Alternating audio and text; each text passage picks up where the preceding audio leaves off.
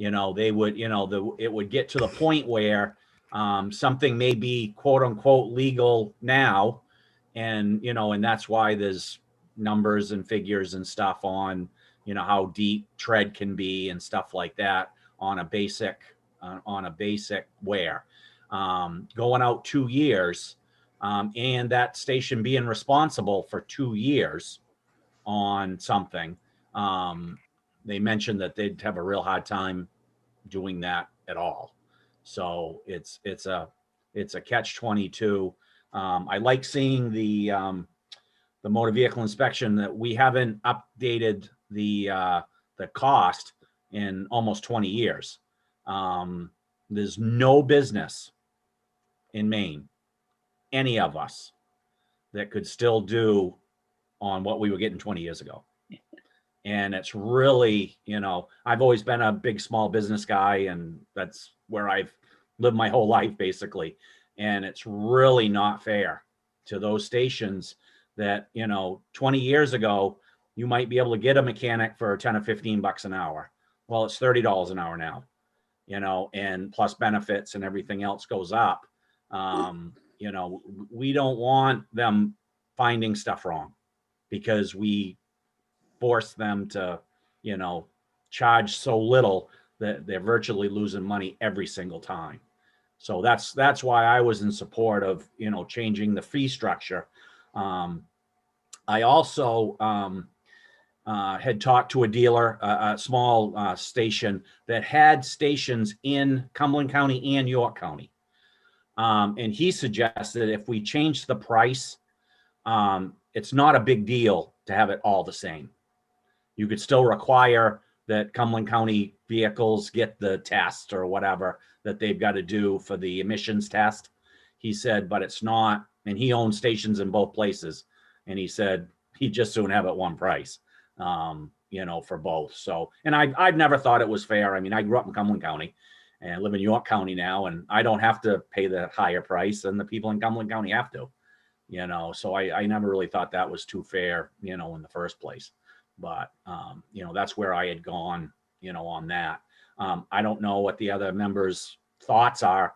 I mean, if this is something that we're so far apart, then it doesn't help us a whole lot, if we, aren't interested in anything or too much, I guess.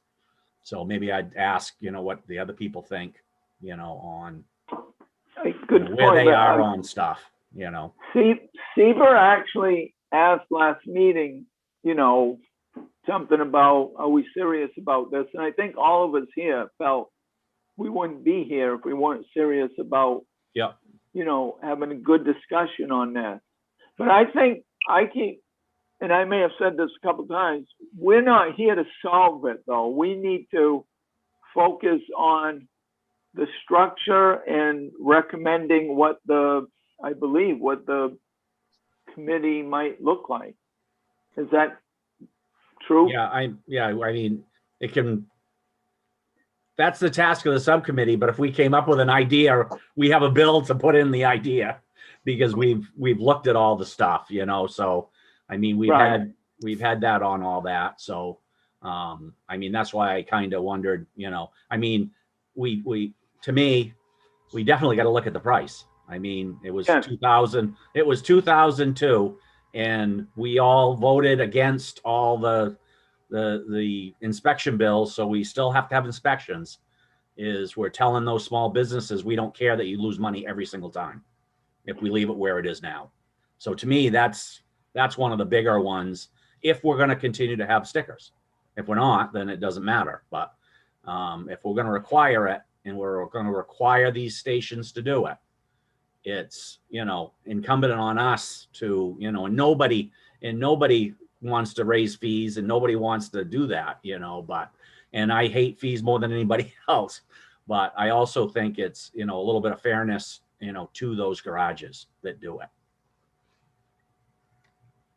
That was part of our discussion last meeting too, and I think we all agreed that it would be worth reviewing that. That's why we asked Sam to get us some data on the increases. And I was surprised too, how far back was it? I can't remember what the last time 2002. was. Okay. Yeah, 2002. I mean, Yeah. and even when it went from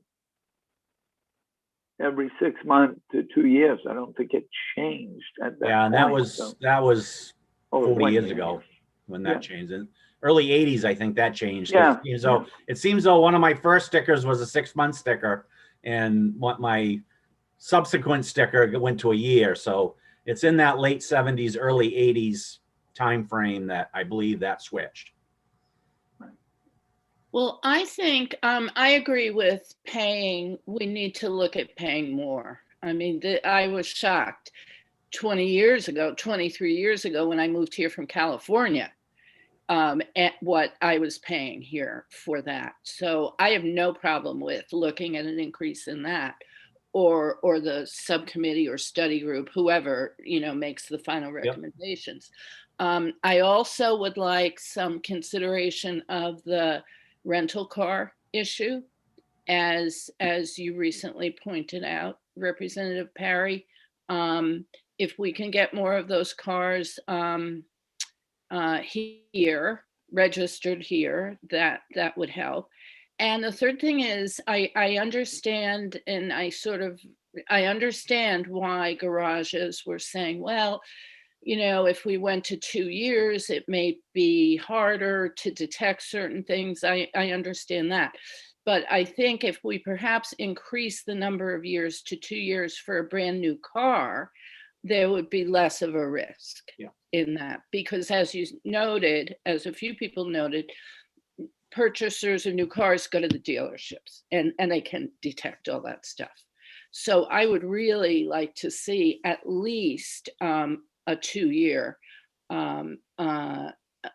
period of time for those who purchase new cars. So those are the things I'm most interested in. Yeah, and I think part of the issue there was cost of the highway fund and stuff like that.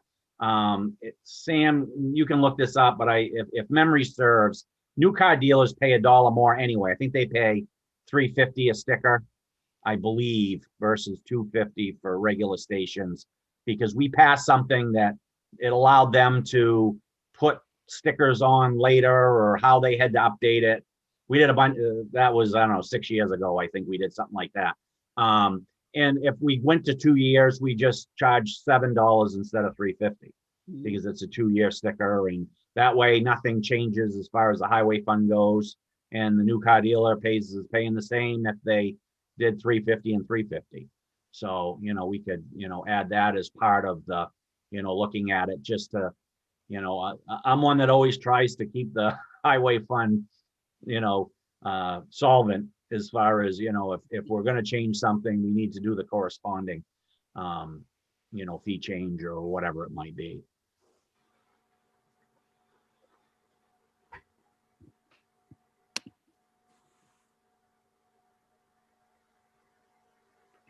So are we ready to, even consider, is it our task to consider the makeup of this committee that would study this? My understanding from when we were in the work session was that seems perfectly within the scope of what you guys are allowed to do, to consider who you would recommend to the larger transportation committee, should be on the study. Yeah, you can do that, and then obviously the final determination will be made by the committee as a whole when we come back and actually put the resolve together. Right. Okay. I have a quick question. As a two-prong approach for us, because the one advantage is once something gets in committee, it's ours and we can do whatever we want with it. Do we want to make a current suggestion and do it as a current bill, with the caveat, if the full committee wasn't comfortable with that, to then go study and do that type of thing and a report back? I don't know. It's up to the people. I mean, I could do it either way. I mean, I am for the 2 years for new cars, moving the fee to $7 on the 2-year sticker, and making the fee $25 everywhere. You know, that's where I could be if that's something that, you know, other people would be interested in, and we can, you know, also do it as a study if we're not all comfortable with something like that, or if the whole committee isn't comfortable with something like that, but kind of possibly give everybody the option of something like that. I don't know. It's up to everybody else. Tom, you're muted.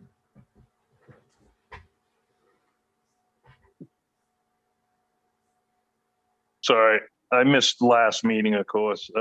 You said $7 for a 2-year sticker? It's $350 now for new car dealers, if I remember correctly. Right. Yeah. Just for them to buy them, you mean? Right. Yeah, okay. Yeah. Right. Yeah. And where did you guys land as far as, I agree, I think we should go to a 2-year process as well. And obviously at least double the price, but I think we need to go what's more reasonable for, I think we do need to set a price, but I think we need to either take a cross section across the state of what rates are and what the realistic time frame is for a thorough inspection, and say, okay, it takes a half an hour, they get $100 an hour, so it's $50. So I think that's I'm not sure if that's where you're headed, but that's where I'm thinking we should be going. Well, the reason I said 25, because it's at $12.50 now. Let's forget about the $18.50 in York County and Cumberland County, because I've never thought that was fair. I understand they have to do that certain test, but like I said, in talking to one of my garages, he owns in Cumberland and York County, and said it's not really a big deal. So Yeah, okay. I went with his thought on that. Yeah. And like I said, I think that jumping it too much, you know, we run into an issue. I you know, agree. Yep. And like I prefaced it with Mr. Gay that testified in front of us, is I said, you know, we're not going to be able to cover all your costs, but we should at least cover your labor. And, you know, so it's one of those deals it's $30 or $35 an hour for a good mechanic. So it's, you know, their cost is $17-20 an hour, not counting, you know, benefits or Right. you know, anything else. So, you know, just a cost thing, not talking about the garage cost and heating Right. and all that stuff, you know, just their cost on their labor. At least they cover that, you know, at 25 as just a guesstimate. And then, you know, 5 years from now, we can look at it again or whatever, you know, but I really think it needs to be updated with it being, you know, 20 years away. Well, I think, Sam's got his hand up. I'm sorry. Maybe Go we ahead. should let him chime in. Sorry, I just didn't want to interrupt. I just want to be clear for the purposes of my note taking. Are you guys discussing like including in the study a review of what the impacts of changing the fees would be, or are you discussing like actually changing the fees through legislation this session and then having a study alongside that? Well, I think it depends on what everybody's feeling is. And that's why I mentioned about a two-prong approach. We can have a study that, you know, we can look at moving to 2 years or whatever on the change on the sticker. We can look at moving to 25. But if we all think that that's something that we could all agree on right now, then you don't need a study. We could take the bill vehicle that we have and change the rate to $25 for a sticker. And, you know, as of next year or whenever you want to make the thing, and do the 2 years for the new cars. And then at that point, we can see, you know, over the next couple of years after that, on the 2 years on new cars, if it's a problem. You know, if it looks like there's a lot of issues, then we can bring it back to every year, you know, but I think you really need to do it to really know, you know, what, and I think on new cars, yes, you're gonna have some people that drive 150,000 miles a year. Well, those people have their vehicle in the garage for oil changes, you know, every 5 or 10,000 miles. So it's not like they're, you know, and if they drive that much, they want their car to be safe, and the dealerships or whoever checks everything when they, or most stuff when they bring it in, you know, and if their tires are worn out, you know, after 4 months, then they tell the people their tires are worn out, you need to change them, you know, so, but that was my thought on the two-prong approach. If we agreed on the committee substantively and we offer it to the committee, and then we can do it either way, is either make this bill a bill this year and offer it up to the full legislature, or we could, you know, make it a study and look at, you know, the effects of that. But I think a lot of it is, we know that it hasn't been raised in 20 years. We know it's costing, you know, the garages are losing $10 or $15 every single sticker that they do on just their labor cost. And as far as the stickers go, I wouldn't be for, you know, some of the other stuff is, you know, older vehicles and stuff like that. I'm horrible when my stickers do. And, you know, I have my garage and I go to them and I say, fix whatever's broken, you know, and I So do what's that with the my oil window? changes, you know, so, but I just think that, I think we need to keep the stickers. I think it keeps, you know, cars safer, but, you know, as, you know, kind of listening to the people, and brand new cars, that shouldn't have to be a thought of theirs, even though most new car dealers give them to them anyway. But it's, I think we have to stay with the idea of letting this go to a committee, because I don't think it'll go anywhere. We've already killed all those other bills, and I don't see anything changes if we go back with 2-year Yeah. and upping the rate. You know, now maybe that'll come out of that committee, but I think if we try to move that forward now, it'll go nowhere. That's what my feeling is. I mean, and I'm not saying I'm opposed to that idea, but I just don't think it'll go anywhere. But the committee, you know, will take the time necessary to really study it and do that. So I'd lean towards that, continuing with our thought of us giving that committee, you know, 4 or 5 bullet points, trying to figure out who should be on it, and bringing it back to our full committee to add to it or take away from it, I guess. But that's my thought. And maybe we need to do that next meeting, because we only allowed a half hour today. yeah, no, I mean, no, that's, I mean, to me, like I said, it's an either way, you know, either way or both. You know, we could offer it to the full committee, and if they, and I don't disagree with you, Representative White. But either way, I figured if we had a full committee that it came out of transportation, you know, 13-0 or 12-1 or whatever, I think it would pass. But, you know, but that's a discussion to have with the committee that, and you're probably right. The majority of the committee would probably want to, you know, do the study and look at it, and we can report something back next year or whatever.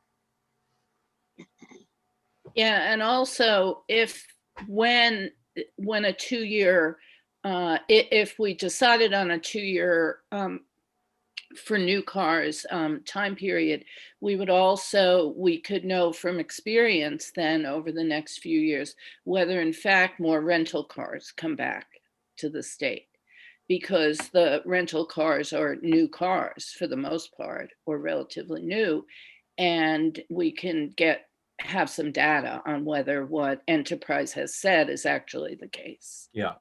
Well, no, and also too, the thing with the 2-year stickers on new cars, almost all your new cars, your rental cars are all 2012 21s or 22, you know, 20s or 21s right now. You probably don't have any 2019s. Yeah. And they're responsible. as the company that does it. So it's on them more than our local, it's on our local garages and our local dealerships, but as a company doing it themselves, it's a more burden on them. Yeah. So, but yeah, so whatever the committee thinks, I'd go along with.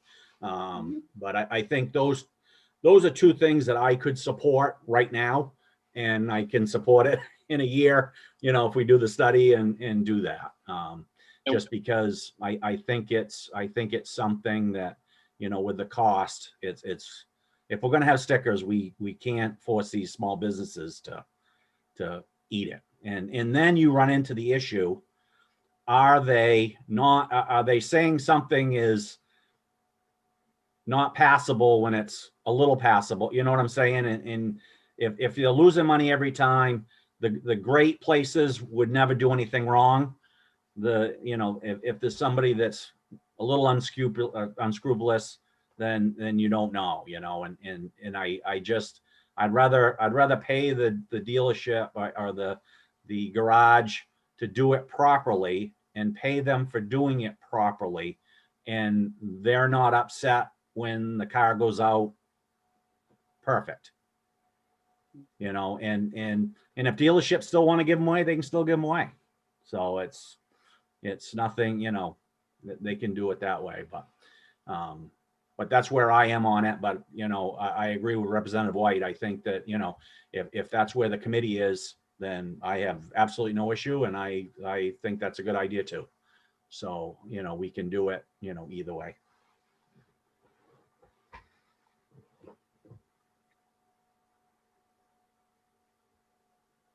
That your hand up, Tom?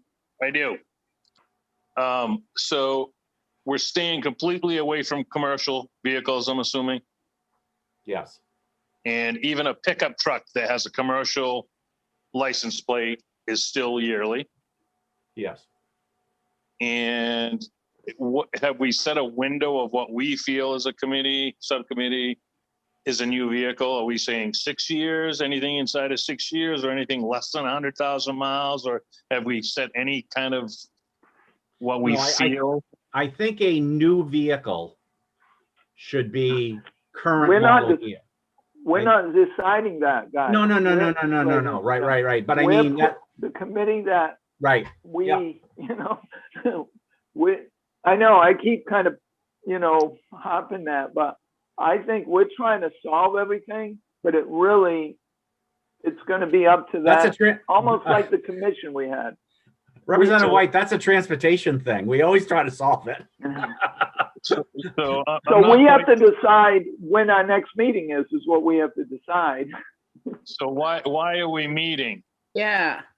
Why are we meeting if we're just going to let the committee, do it anyway? I'm not following. Well, that's what was decided. I understand what you're saying, but our guidelines were to maybe come up with some structure for a committee that is going to be recommended. Sam, can you give us some input on that? Sam, give us an overview of what we're supposed to be doing again, please. Sure. Yeah. I think it feels like it's like multi-layered, so maybe it's a little hard to keep track of. But my understanding from the committee meeting of the whole transportation committee that ended up kicking off the subcommittee was that the subcommittee was tasked with discussing the issues related to motor vehicle inspections and coming back to the full transportation committee with recommendations as to one, whether you thought a study was needed, and if you thought a study was needed, what that study would look like, what things you would want them to look into, what who would be on the study, what components it would have. So, when I am looking at my notes for the last meeting and this one, I'm making notes about things that it sounds like you would like the larger study over the interim to look into. What is the feasibility, for example, with like the 2 years for new cars, like what is the feasibility of having, separate inspections for scheduled for new cars, maybe what kind of fiscal impact would that have? Maybe because if you have a representative from the, people who are actually doing the inspections on the study, maybe you'll get input from them about how they feel about that, what might help them make something like that work. And that way, when the report comes back to the full transportation committee next session, you guys will have all the relevant info to decide what kind of legislative changes you do or do not want to make. Thank you, Sam. Yeah, but I also want to say, nothing stops you from making whatever kind of recommendations to the full transportation committee you want to make. So that was my understanding of what the task was. But if you want to come back and give them other, information, that is your prerogative. So I'm not stopping any particular conversations. This is what I'm trying to say. Yeah, and that was kind of my point. If all of us here, we're half Republicans and half Democrats, and this is transportation, and nothing usually in transportation is ever Republican and Democrat.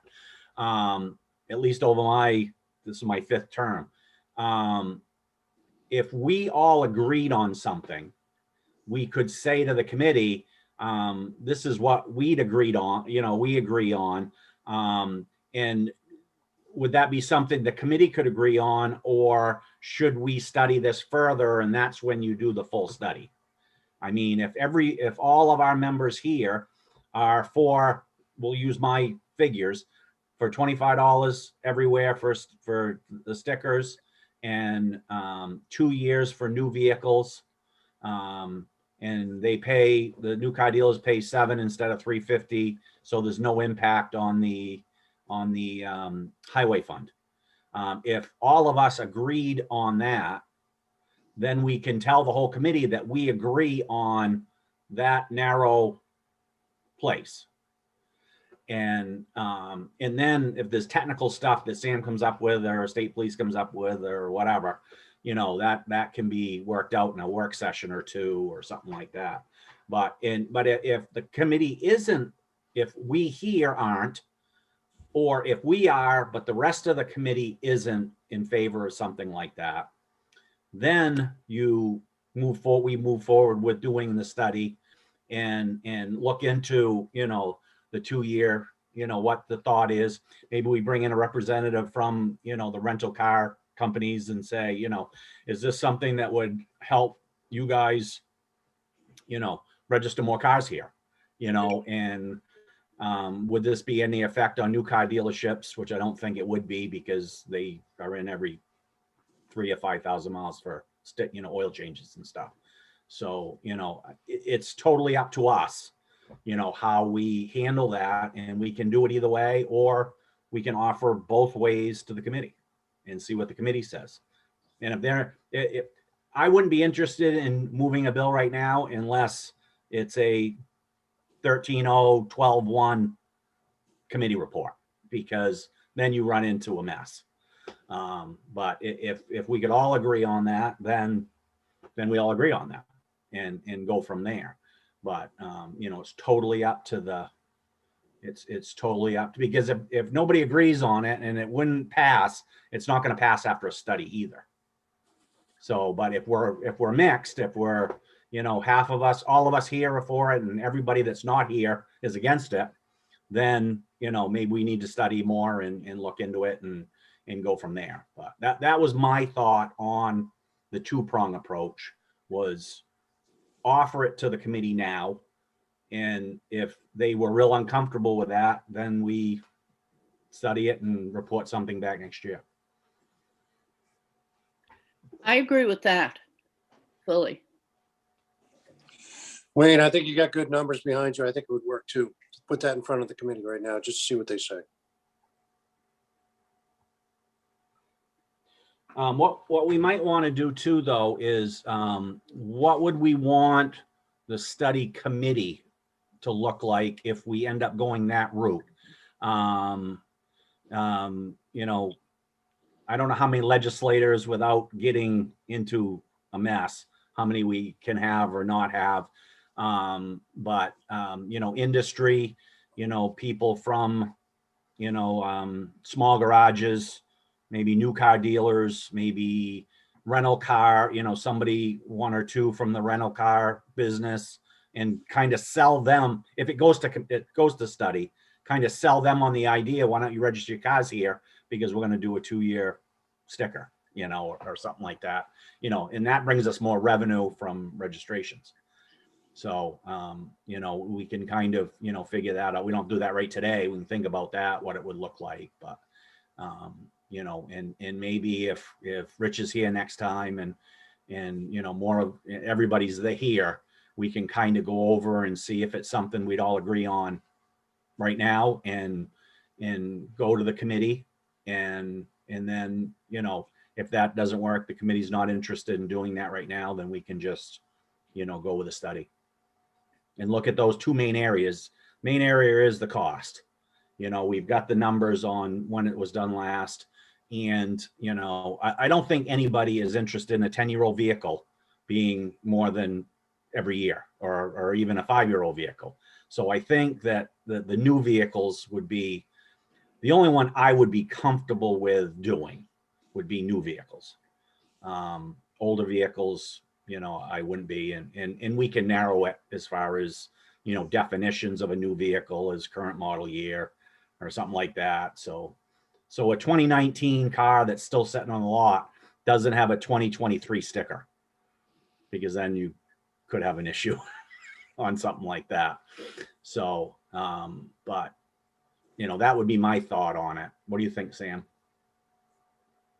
Well, I was just going to suggest that, and I think this is part of what you were suggesting, that the subcommittee maybe plan another time to meet, and then we can discuss the details of what you would like to recommend to the full transportation committee, at that meeting, because we are starting to run up on the transportation committee meeting for this afternoon, and running out of time.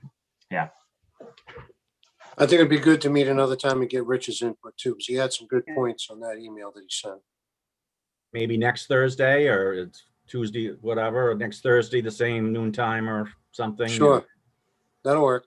Sure. Yeah. Thursday. That's Thursday the 8th. Do you want to give yourselves a little more time? Maybe start at 11:30 for that, or do you think 12 will give you enough time? I think we'll be good at noon. Yeah. Okay. As long as I don't talk too much, we're all set. Great. You really Representative think Williams, we'll I have should have been a enough, lawyer, huh? What? You think we'll have enough time to, what are we gonna do next week then? I mean, or we'll, I think we're just gonna knock it out, try to organize a little bit what we're gonna throw back at the committee. And I think with Rich's input from his email, I think that'll be enough time. I was gonna say, if we can throw a couple emails out as well if we need to, so. Maybe, If you would like, Bruce, you I can- don't know if you missed. Bruce, I don't know I if you was missed. there. I don't know if you missed what I said, but No, I was on it. oh, I okay, just- okay. Yeah, thank you. So maybe having the two-prong approach. What's your thoughts on the 25 and the 2 years on new? I'm not comfortable with making any change without, I think it still should go to a committee to hash everything out at once. Because there were some questions even about what is being looked at, should there be more things looked at, less things? So I think there's a lot more to it. And if we just try to push doubling the rate and then putting it to 2 years, there's going to be a lot of debate on that. What defines a new car? And I just don't think it's going to pass our committee, honestly. But we have a lot of us here. If we all agree, maybe it will. So, but my feeling is to continue and just let the subcommittee do it. That's me. But we can discuss it next week further. Okay. Great. See you. And so Thursday of next week at noon. Mhm. I just want to Yeah, that check. works. Representative Martin, you have your hand up. Was there something you wanted to say before we got going? I can't get it shut off for some reason. Okay, Oh. okay. I got it. I'll get it for you. Maybe. Oh, yeah, so it raises mine. What's See you up in with that? 15 minutes. See Well- everyone shortly. So Yeah. are we still on the same Zoom, Darlene? Correct. Yeah, it's same Zoom. We're still So right here, okay. yeah, you can like either just blank your screen for a few minutes or Okay. whatever. Make Guys, sure we'll you see in mute though. 15 minutes.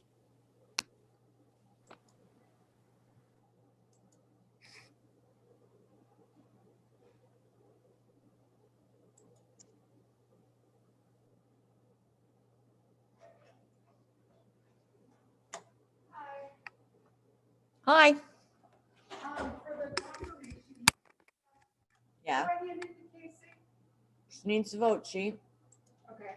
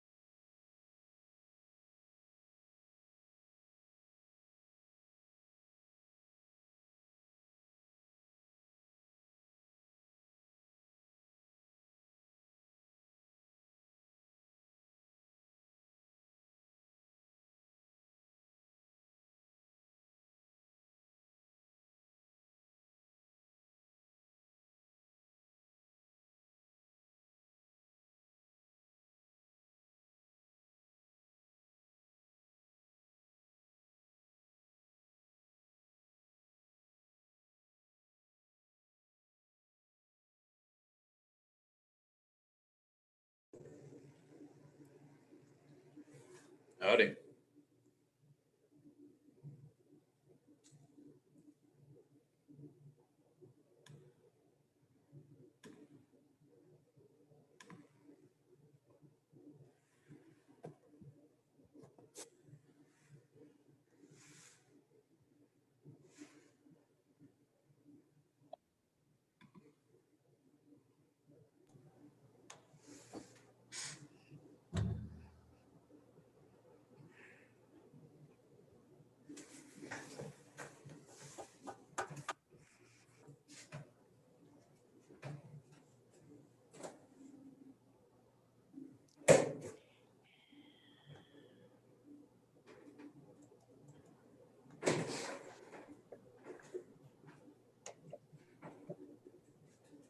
Here we are.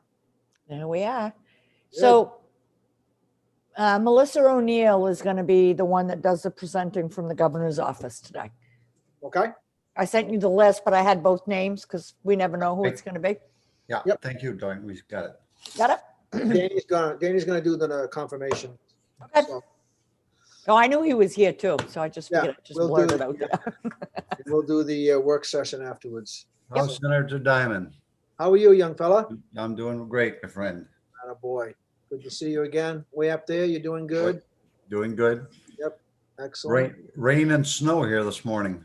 Snow, you guys just don't give up. I'm not kidding you. It was snowing a few minutes ago. Yeah, you can keep it up there.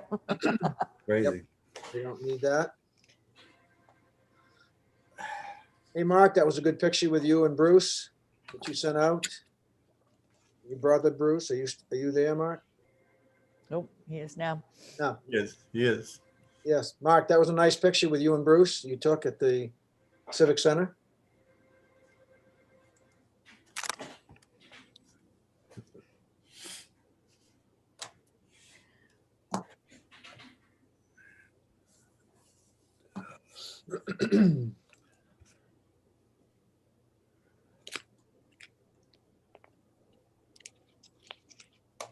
And did you guys see all the testimony I sent you for the confirmations? Yes, I think so. Yes. Okay, all right, very good.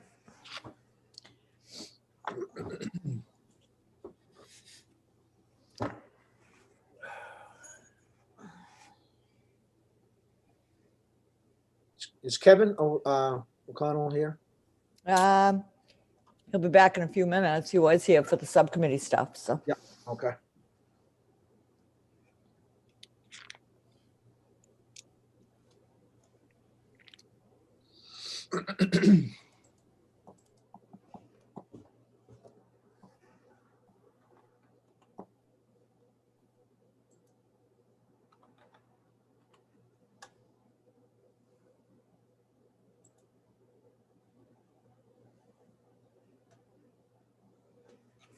Oh, come on.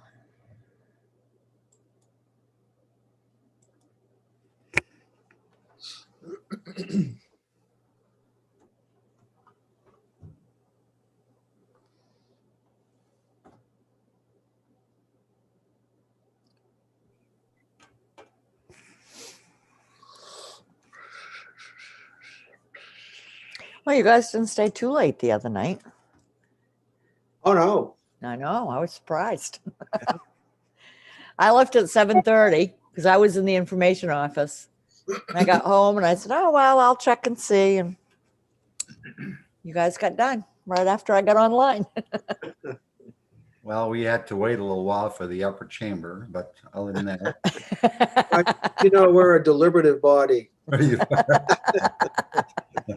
which means we take a long time. right. No, that went rather well. Get in and get out. No midnight stuff. That was especially good. Exactly. Yep, it was because about 7:30, when just before I left, I went, oh my God, I need to go put some wood on the stove. And these guys aren't doing anything. I'm going home. It was a little chilly when I got home. That's the main thing, though, isn't it? Gotta go put some wood on the stove. Yeah, That's really yeah. cool. I love that. That's Well, I great. ran out of oil, which I haven't done that in like 4 years, but the driveway is so muddy. There's no way I'm letting them come up the driveway. I got enough ruts to clean out. Yeah. Yeah. So are we all ready to go, or do we have to? Couple Oh, more? we're live. We're just waiting for enough people to get on. Yeah, that's what I meant. Do we have enough folks to? Yeah, and here's somebody needs a link. Hold on. Transportation. Hello. That's Kevin.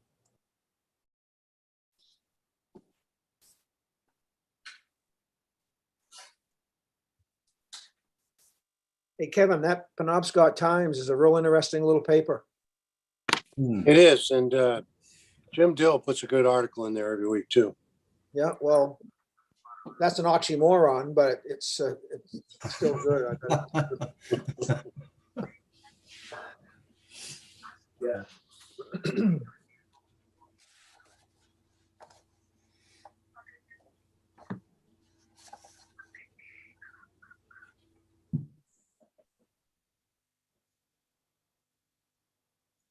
Senator Farren, how you doing today? I am fine, sir. How are you? Good, thank you. Senator, how are you? Living the dream each and every day. All right. What kind of dream is that, Brad? Most would say a nightmare. No, but no, yeah, it's probably not a good idea to say that. Okay, Darlene, what do we got?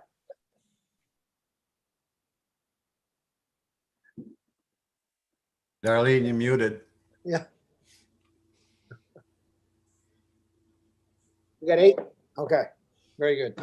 We got 9. You can go. We got 9, okay, Yeah. excellent. Darlene, we have 2 Darlene Simoneaux. I know. I can't do 3 things all at once. I'm good, but not that good. Very good. We'll get started. Thank you very much, everybody. Welcome to the Committee on Transportation. We have an afternoon. We have confirmations, and then we'll have a work session on LD 123, which is the Maine Turnpike Authority's budget. We'll start with a little bit of background information for us all. We'll start off with the confirmation hearings, and it is being live streamed on the committee's YouTube. And all participants via Zoom can be seen and heard if the mic is on. Testifiers cannot be seen or heard until they are recognized to speak. The meeting is also recorded and available on the committee's YouTube after the meeting is concluded.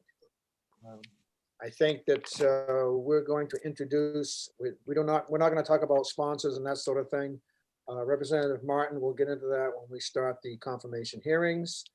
But I would like to have the committee introduced, and we'll start with Senator Farren. Good afternoon, Senator Farren.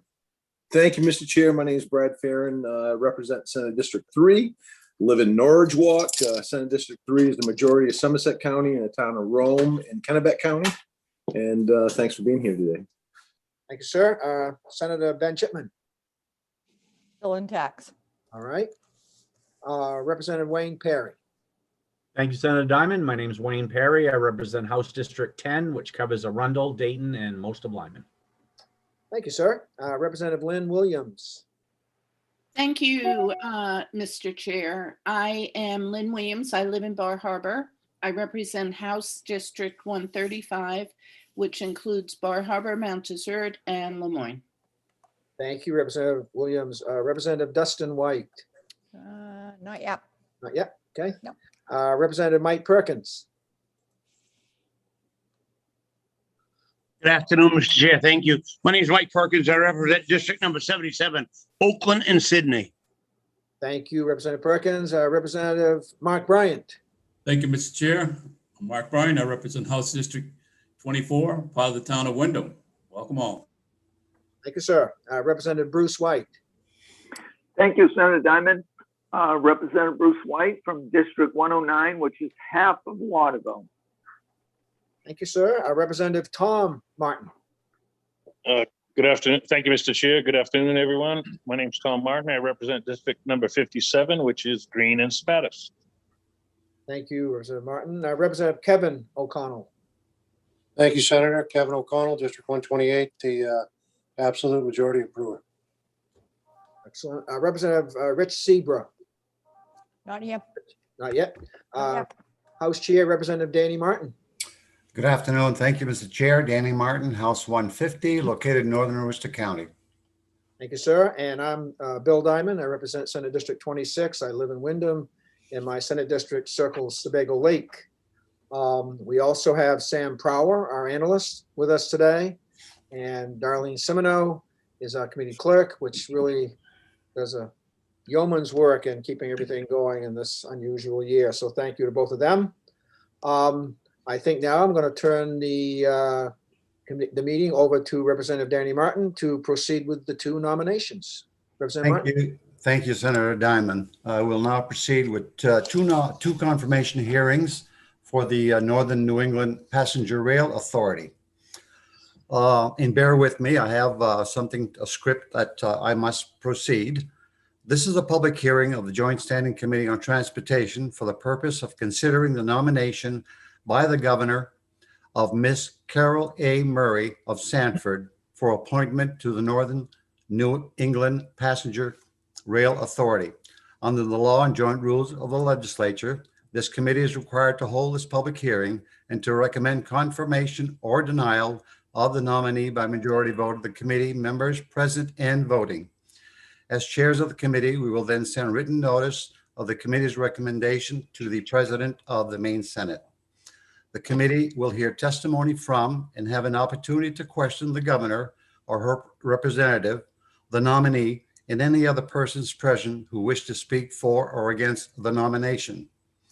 This meeting is currently being live streamed, as Senator Diamond mentioned, on the YouTube channel. And with that in mind, pursuant to Title III, Section 157 of the Maine statutes, which requires that there be an affirmative motion to recommend confirmation of the nominee. The chair now recognizes Senator Diamond for the purpose of making such a motion. Mr. Chairman, thank you. I move for the proceeding and for the nomination of the nominee. Thank you, Senator Diamond. The chair now recognizes, I believe, Melissa O'Neill, is that correct? Governor's representative, who will make the presentation and give testimony for the nominee. Welcome. Thank you. Good afternoon, Senator Diamond, Representative Martin, and distinguished members of the Joint Standing Committee on Taxation. Transportation. I was in taxation a couple hours ago. Sorry about that. My name is Melissa O'Neill Lowe, and I am the Director of Boards and Commissions for Governor Janet T. Mills. I'm here today on behalf of the governor to speak in support of the nomination of Carol Murray of Sanford as a member of the Northern New England Passenger Rail Authority.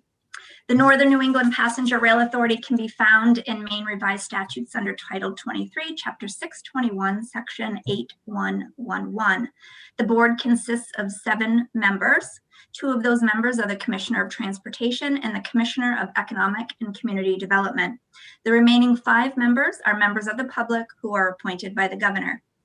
Ms. Murray graduated from the University of New Hampshire with a bachelor's degree in civil engineering. She then began her career with the New Hampshire Department of Transportation, which spanned over 30 plus years, the last 7 of which was commissioner, among other roles. Upon moving to Maine, Ms. Murray began working for the town of Wells and has done so for the past 2 years. She is a member of the American Civil Engineers and the National Society of Professional Engineers. Given Ms. Murray's work in public works, infrastructure condition assessment, capital planning, land use development, as well as economic development, we believe the authority will be well served by her engagement and expertise in these areas. It is because of these reasons that I ask you on behalf of Governor Mills to support the appointment of Carol Murray of Sanford to the Northern New England Passenger Rail Authority. Thank you for your time this afternoon. If anybody has any questions, I'd be happy to answer those at this time. Thank you, Ms. O'Neill Lowe. Questions from committee members? Seeing none, thank you. The chair now recognizes Ms. Carol A. Murray for the purpose of making a statement concerning this nomination.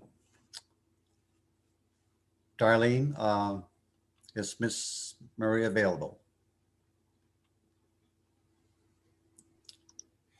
Well, you just saw an awesome display of my technological skills. I hope we're all very suitably impressed. We're all learning. Yes. Yes, and I think some days I think I'm a lost cause, but I'm trying.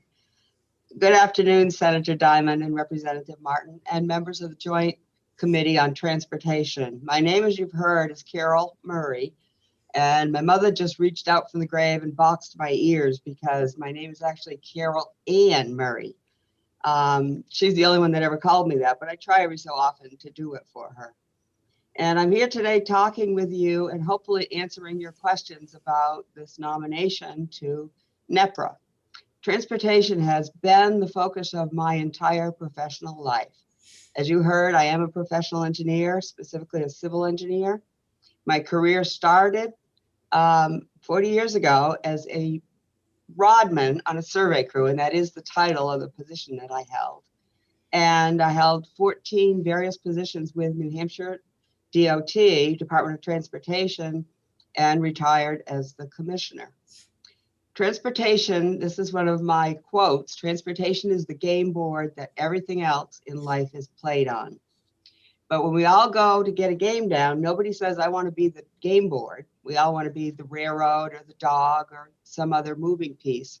But transportation is the only way that you can play a game, and it's the only way you can live your life. Transportation, in my mind, is mobility, connectivity, and impacts everyone's lives. Passenger rail offers great mobility and quality of life choices not available with all the other modes. I would be honored to serve on the NEPRA board. And now I think you've heard enough of my voice. I would be happy to answer any questions you may have. Very well done, Ms. Murray. Questions from committee members? Senator Chipman. Yes, just wondering, thank you, Ms. Murray. Wondering if you could elaborate a little bit more on any expertise that you bring to the area of passenger rail service?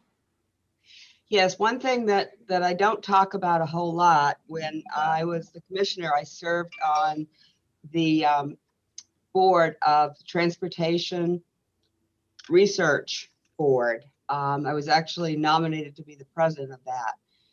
One of the really neat things about serving in that capacity is the board of directors was comprised of not just traditional DOT people, but also industry representatives. I had the pleasure of working with some folks who ran ports, the CEO of CSX Railroad. And back early in my career in New Hampshire, I was the design services engineer. And in one of those roles was to oversee the design, construction, and upgrade of railroad crossings within the state, and also represent the railroad as projects were being developed. I wish I could say I had a lot of operational ability on the passenger side. I don't, but I do have the ability to move people in and out of the New Hampshire racetrack for all those major events. So I think that will bring some bear here. Great, thank you. You're welcome. Representative Williams. Thank you, Mr. Chair. Ms. Murray, your background's fascinating. Well, it's strange. I started college more than 50 years ago as a civil engineering major, and for many reasons switched, but it's still close to my heart. I have a question. What role or what purview do you think that NEPRA holds? For example, do you think that's contained only with the Downeaster, or is there a role that NEPRA can and should play with various initiatives in Maine that involve extending passenger rail to other locations? My vision of not just rail, but of transportation in general, is you have to have a broad approach. One of the things I think we've not done well as a profession, in whatever mode you care to talk about, ports, rail, air, we've not made the connection between land use and transportation. It's a vital connection that needs to be there. It's also a connection to the tourism industry, which I know in Maine, like New Hampshire, is a key component. So I think NEPRA's role should be very broad. Obviously, there are other folks on the board, and if I get to imaginative, I'm sure they will say, let's sit down and redirect that. But I do think it should be a broad approach. Thank you very much. You're welcome. Representative Perry. Thank you, Mr. Chair. Thank you for being here, Ms. Murray. Since you're from New Hampshire originally, and we're in transportation in New Hampshire, just as a quick background, this is my 5th term on transportation.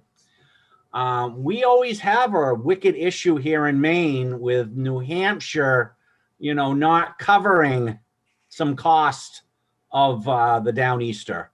And I'm wondering if, since you've been over there before, if now possibly you'll get New Hampshire to pay their fair share of the NEPRA that they get the benefit for, but don't seem to want to cover some of the cost. I absolutely understand your question completely. There were many times in my career in New Hampshire that I had to say, no, we're not going to spend money on that. I actually finally had a study of passenger rail into Nashua, New Hampshire that I was going to participate in. And the truckers took me to the Supreme Court. And the court made it very clear that Article 4A of the New Hampshire Constitution says highway funds, gas tax dollars, can only be spent on highways, either the construction, maintenance, or supervision. So I got put back pretty solidly on my heels. I've never thought that New Hampshire was right to ride the coattails of Maine, and actually, quite frankly, they do the same to Vermont. But there was never a willingness in the legislature to step up and say, passenger rail is a vital transportation interest, so therefore we need to participate somehow in the whole thing. Long-winded answer, I feel your pain. It shouldn't be that way. It will take a constitutional change to allow New Hampshire to contribute to passenger rail. But I do think that the times are here where you may see that change. We can't build and make highways bigger forever. We have to bring in other forms of alternative transportation. So I think New Hampshire will catch up. Good, thank you very much. And I'm hoping that you can come up with some good ideas to help us here in Maine get New Hampshire to pay their fair share somehow, possibly in different ways. Yes. So thank you very much. And I have some thoughts, and I'd like to explore those with the other board members and see what we can do. It's time that we all recognize highways are not the end all and be all to our moving around and staying connected with life. So passenger rail has a place. New Hampshire's making out very well on Maine's dime at this point. As follow-up, Mr. Chair, I've always had a love-hate relationship with Ms. Quinn, and I always bring up about how much money they lose on food and beverage every year and stuff. So, but also on possibly a way is trying to maximize cost or maximize ticket price. When we subsidize every person that gets on the train, it's really not fair. We're a big state here in Maine. There's a lot of people up in Aroostook County and even people that live in York County that don't use the train are subsidizing for the train. So in my opinion, I've always wanted to, you know, maximize as much as we can so that the subsidy is as small as it can be. Thank you. And that's a very good point. Will a subsidy ever go away? I doubt it. Even a wildly successful transit or rail project still can't survive out of the fare box, as our neighbors to the south, the MBTA, are showing us. But there are ways to cut costs. There are ways to improve service so people are more willing to use the train. And I think all of those various things need to be explored to at least reduce the subsidy. Thank you very much. All right, You're thank welcome. you. Thank you, Ms. Murray. Any other questions? Seeing none, we will now proceed with comments from those wishing to testify for and or against the nominations. Darlene, do we have anyone that is able and ready? Yeah, well, Bruce Van Note's on his way over, and then Patricia Quinn will be right behind him. All right, thank you. He's almost there. Right. While we're waiting, our clerk has emailed a written testimony to all the committee members, and I believe we have 2, possibly 3, all in support of both nominees.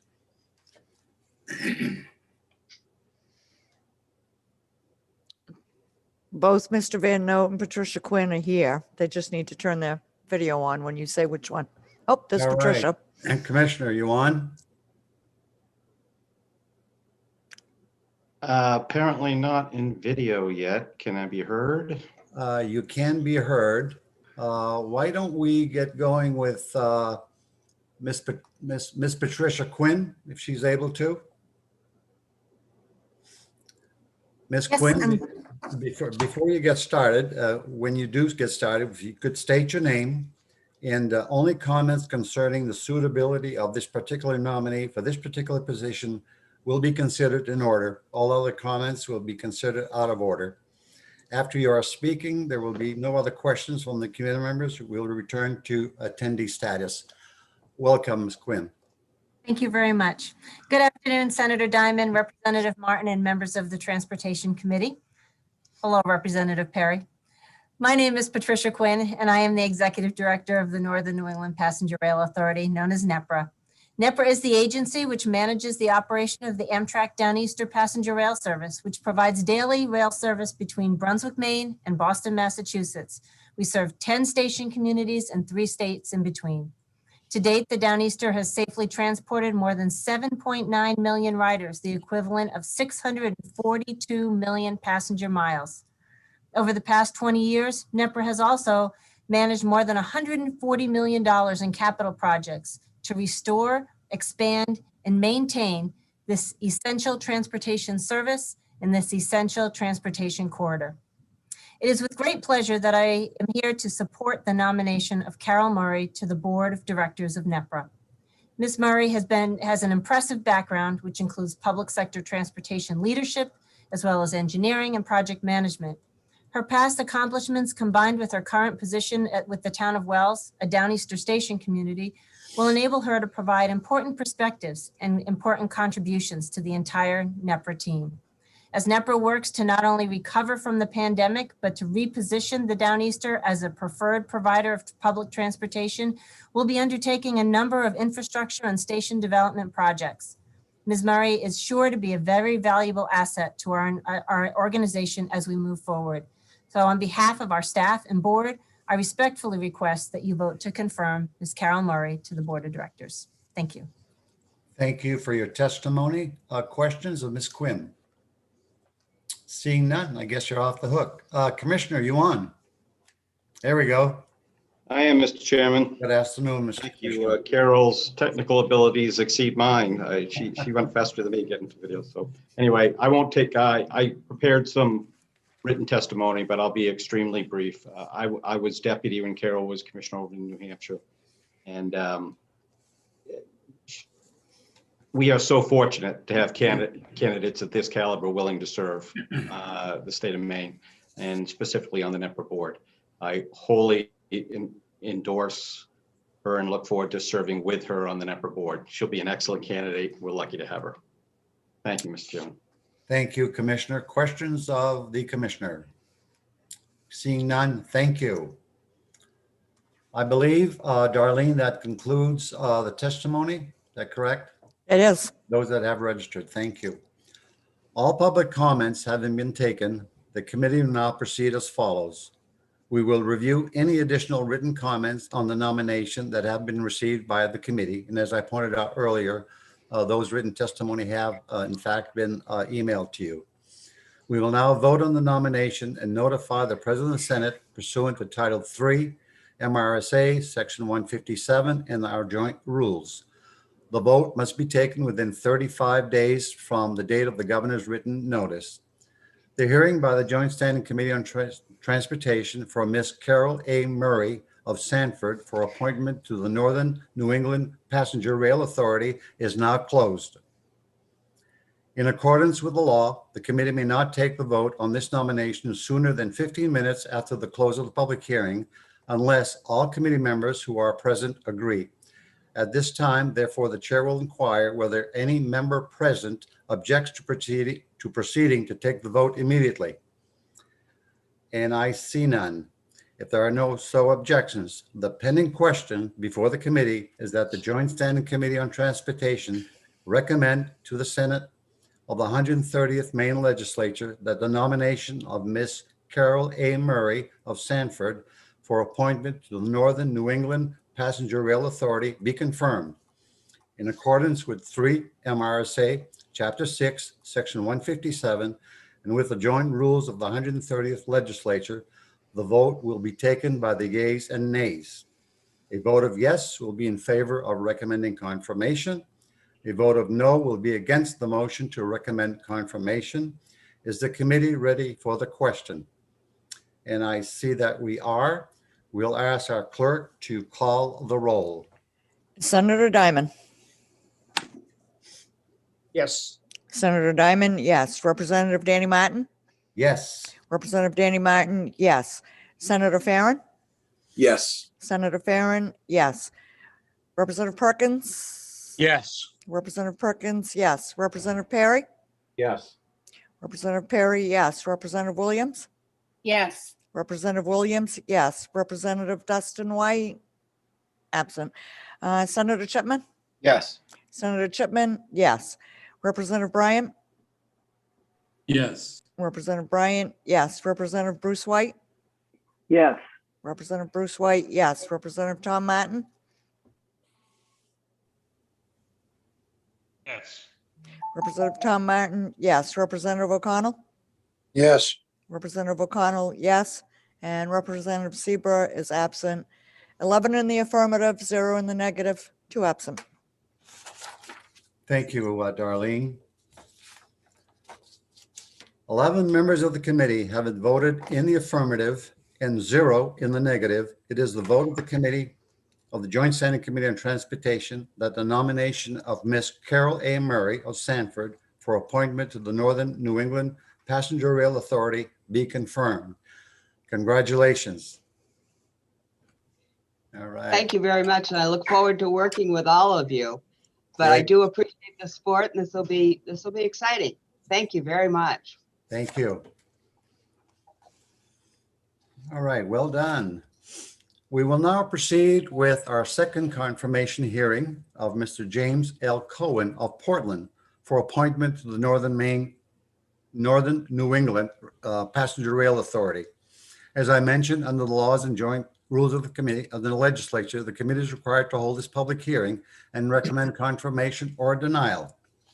Pursuant to Title III, Section 157 of the Maine statutes, which requires that there be an affirmative motion to recommend confirmation of the nominee, the chair now recognizes Senator Diamond. So moved, Mr. Chair. Thank you, Senator Diamond. The chair now recognizes Ms. O'Neill Lowe, who will be, I believe, presenting and recommending the nomination, the confirmation of Mr. Cohen.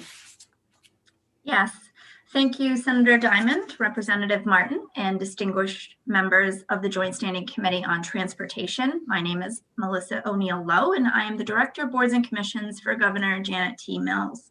I'm here today on behalf of the governor to speak in support of the nomination of James Cohen of Portland as a member of the Northern New England Passenger Rail Authority. The Northern New England Passenger Rail Authority can be found in Maine Revised Statutes under Title 23, Chapter 621, Section 8111. The board does consist of 7 members, 2 of the members of the Commissioner of Transportation and the Commissioner of Economic and Community Development. The remaining 5 are members of the public who are appointed by the governor. Attorney Cohen has been a longtime resident of Maine, graduated as his class's valedictorian from Deering High School in Portland.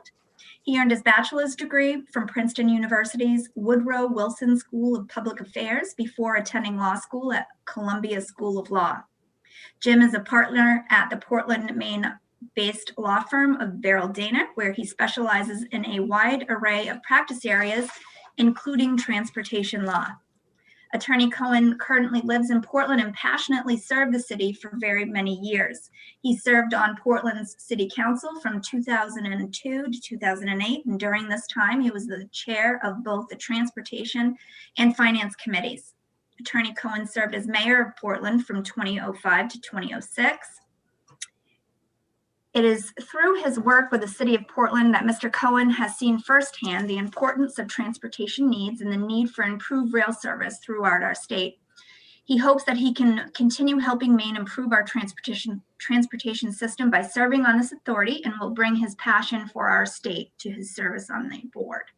It is for the reasons outlined here today that I ask on behalf of Governor Mills that you support the appointment of James Cohen of Portland to the Northern New England Passenger Rail Authority.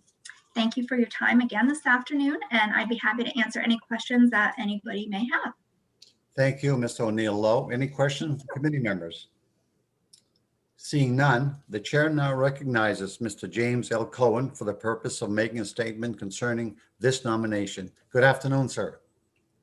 Great. Thank you, Chair Martin, Chair Diamond, members of the Joint Standing Committee on Transportation. It's a pleasure to be here this afternoon.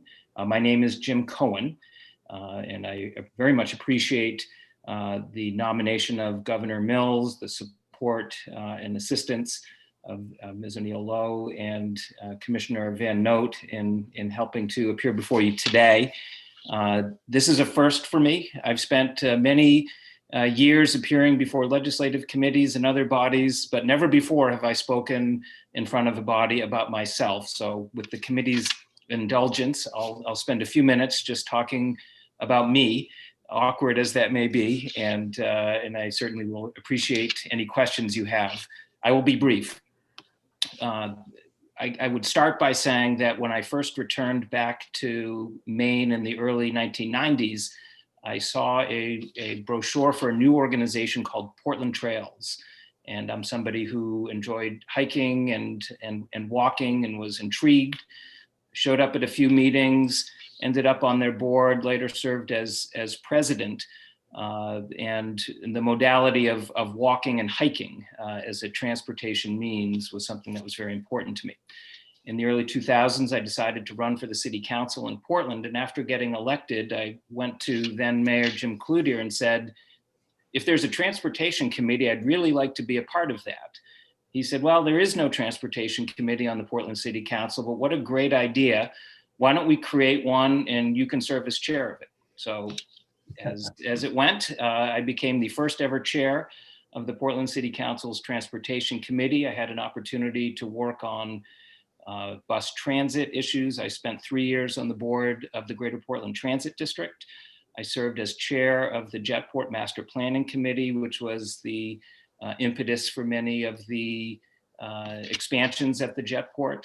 I chaired a rail alignment committee for the Maine Narrow Gauge Railroad in 2005. And I've had many opportunities to work with Patricia Quinn and the Northern New England Passenger Rail Authority from time to time. As mayor, one of my goals was to try to help the transit systems in and around Portland collaborate and work together. And so I set out to host a bus transit summit. I worked with then Commissioner Cole, as well as then Deputy Commissioner Van Note to set up that summit in the summer of 2006. Brought together all the transit agencies. We repeated that summit in 2007. I'm still at it. I'm proud to say that I'm currently serving as board chair of the Portland Community Chamber of Commerce, and one of the primary agenda items for the chamber is public transportation. So I have a passion for public transit. I really appreciate the opportunity to serve on the board of the authority. And again, you have a terrific committee, a terrific staff, and I'd be happy to answer any questions that you have today. Thank you. Thank you, Mr. Cohen. Great seeing you again. Senator Chipman. Yes, thank you, Representative Martin, and thank you, Mr. Cohen, for being with us today. And I just wanted to ask you the same question I asked the previous nominee about your experience with passenger rail and maybe you could also tell us if you support expanding passenger rail to Lewis and Auburn and other places in the state. Sure. Thank you, Senator, and great to see you again. My experience with passenger rail partly comes from my tenure on the Portland City Council and working with NEPRA with regard to supporting having more transit, more connections, more connectivity, helping people get out of their cars, being able to move around the area. I'm the son of a planner, and many plans and studies came before our committee, including rail opportunities to develop light rail systems, bus rapid transit. And during many of those hearings, representatives of NEPRA came before the Transportation Committee. I've worked on transit issues, being a member of the Greater Portland Transit District. I've never before had an opportunity to work directly on a rail authority, so that will be a new experience. But I have followed it closely. I've been a train rider when I've lived in places with trains, whether it's New York City or Boston, and I am a big fan. And I am an advocate for having more rail service. I know that it takes study and analysis and making sure that the cost balance, but as I look at all the traffic coming in and out of Portland, for one, at least pre-pandemic, it was clear to me, and it's becoming increasingly clear, that transit is really part of the solution that we need to adopt. So to your point about Lewiston or other places, it's certainly something that I'm open to exploring, learning more about, and being part of those decisions should they come forward. Great, thank you. Representative Williams. Thank you, Mr. Chair. Mr. Cohen, I'm going to just follow up Senator Chipman's question and ask the same question I asked my previous nominee. Do you believe that the role of NEPRA, as opposed to other entities you may have mentioned or worked with, but NEPRA, do you believe they have a role in just the Downeaster and whatever goes on with the Downeaster, or more broadly rail transportation into other parts of the state? As I read the enabling legislation for the authority, it's broadly worded. That its authority relates to passenger rail service to points in the state of Maine, outside the state of Maine. So I would see this authority as being part of conversations, having the authority currently under law to be part of expansions to other parts of the state. Now, whether that's in fact the direction that's taken involves the input of many, including this committee and the legislature. But I think that the law as set up contemplates that potential. Thank you very much, sir. You're welcome. Any further questions? Seeing none, thank you, sir, for your testimony. Thank you so much. It's my understanding that we have two individuals who would like to be testifying in support. The first of which is Commissioner Bruce. Commissioner, you're on. Bruce Van Note. Thank you, Chairman Martin. And again, I'll be extremely brief. I've worked with Jim. I don't know. We can measure it in decades, I'm afraid now, Jim, at this point, on things. And again, I also have to commend Missy and the staff about the quality of the candidates they're bringing forward to you today. Again, we're very, very fortunate to have people of this caliber willing to serve. And I very much look forward to doing that. So I just wanted to make clear my wholehearted endorsement of Jim's candidacy and look forward to working with him should this committee decide to forward his nomination. Thank you very much, Mr. Chair. Thank you, Commissioner. Questions of the Commissioner? Seeing none. Darlene, is Miss She is. Yes, she is. Good afternoon, Ms. Quinn. Go ahead. Hello again. Good afternoon, Senator Diamond, Representative Martin, and members of the Transportation Committee. My name is Patricia Quinn, and I am the Executive Director of the Northern New England Passenger Rail Authority. NEPR has not changed very much since the last time I spoke to you, so I will forego the opening paragraph and move right on to tell you that it is with great pleasure as well that I'm here to support the nomination of James Cohen to the NEPR Board of Directors. His background in law, public service, and transportation, combined with his active involvement in the greater Portland community, really provides him with a unique set of experience that will be very valuable to our board and our organization. As with most businesses, this is an important time for NEPR as we recover from the pandemic, and we try to rebound, not just as a preferred transportation provider, but as a catalyst for economic growth and environmental stewardship. Mr. Cohen's leadership and insight will be very beneficial to us in helping achieve those goals. So on behalf of the NEPR staff and board, I respectfully request that you vote to confirm James Cohen to our board. Thank you. Thank you, Ms. Quinn, for your testimony. Commissioner, committee members, questions? Seeing none, thank you. Darlene, I believe that's all the oral testimony that's been presented. It is. Thank you.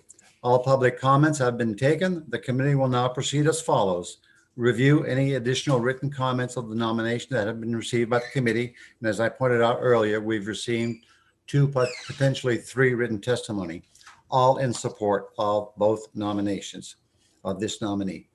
Vote on the motion and notify the President of the Senate pursuant to Title 3 MRSA Section 157 of the joint rules. The vote must be taken within 35 days before the date of the governor's written notice. The hearing by the Joint Standing Committee on Transportation for Mr. James L. Cohen of Portland for appointment to the Northern New England Passenger Rail Authority is now closed. In accordance with the laws, the committee may not proceed to take the vote on this nomination sooner than 15 minutes after the vote of the public hearing, unless all committee members who are present agree. Seeing no objections, we will proceed as follows. The pending question before the committee is that the Joint Standing Committee on Transportation recommend to the Senate of the 130th Maine Legislature that the nomination of Mr. James L. Cohen of Portland for appointment to Northern New England Passenger Rail Authority be confirmed. In accordance with 3 MRSA, Chapter 6, Section 157, and with the joint rules of the 130th Legislature, the vote will be taken by the yeas and nays. A vote of yes will be in favor of recommending confirmation. A vote of no will be against the motion to recommend confirmation. Is the committee ready for the question? And I see we are. Clerk, if you could call the roll. Senator Diamond? Yes. Senator Diamond, yes. Representative Danny Martin? Yes. Representative Danny Martin, yes. Senator Farren? Yes. Senator Farren, yes. Representative Perkins? Yes. Representative Perkins, yes. Representative Perry? Yes. Representative Perry, yes. Representative Williams? Yes. Representative Williams, yes. Representative Dustin White, absent. Senator Chipman? Yes. Senator Chipman, yes. Representative Bryant? Yes. Representative Bryant, yes. Representative Bruce White? Yes. Representative Bruce White, yes. Representative Tom Martin? Yes. Representative Tom Martin, yes. Representative O'Connell? Yes. Representative O'Connell, yes. And Representative Seabrook is absent. 11 in the affirmative, 0 in the negative, and 2 absent. Thank you, Darlene. 11 members of the committee having voted in the affirmative and 0 in the negative, it is the vote of the Joint Standing Committee on Transportation that the nomination of Mr. James L. Cohen of Portland for appointment to the Northern New England Passenger Rail Authority be confirmed. Congratulations, Jim. Thank you so much. I look forward to serving and working with the committee and the authority. Thank you. The 2 nominations have not concluded. Senator Diamond, the gavel is yours.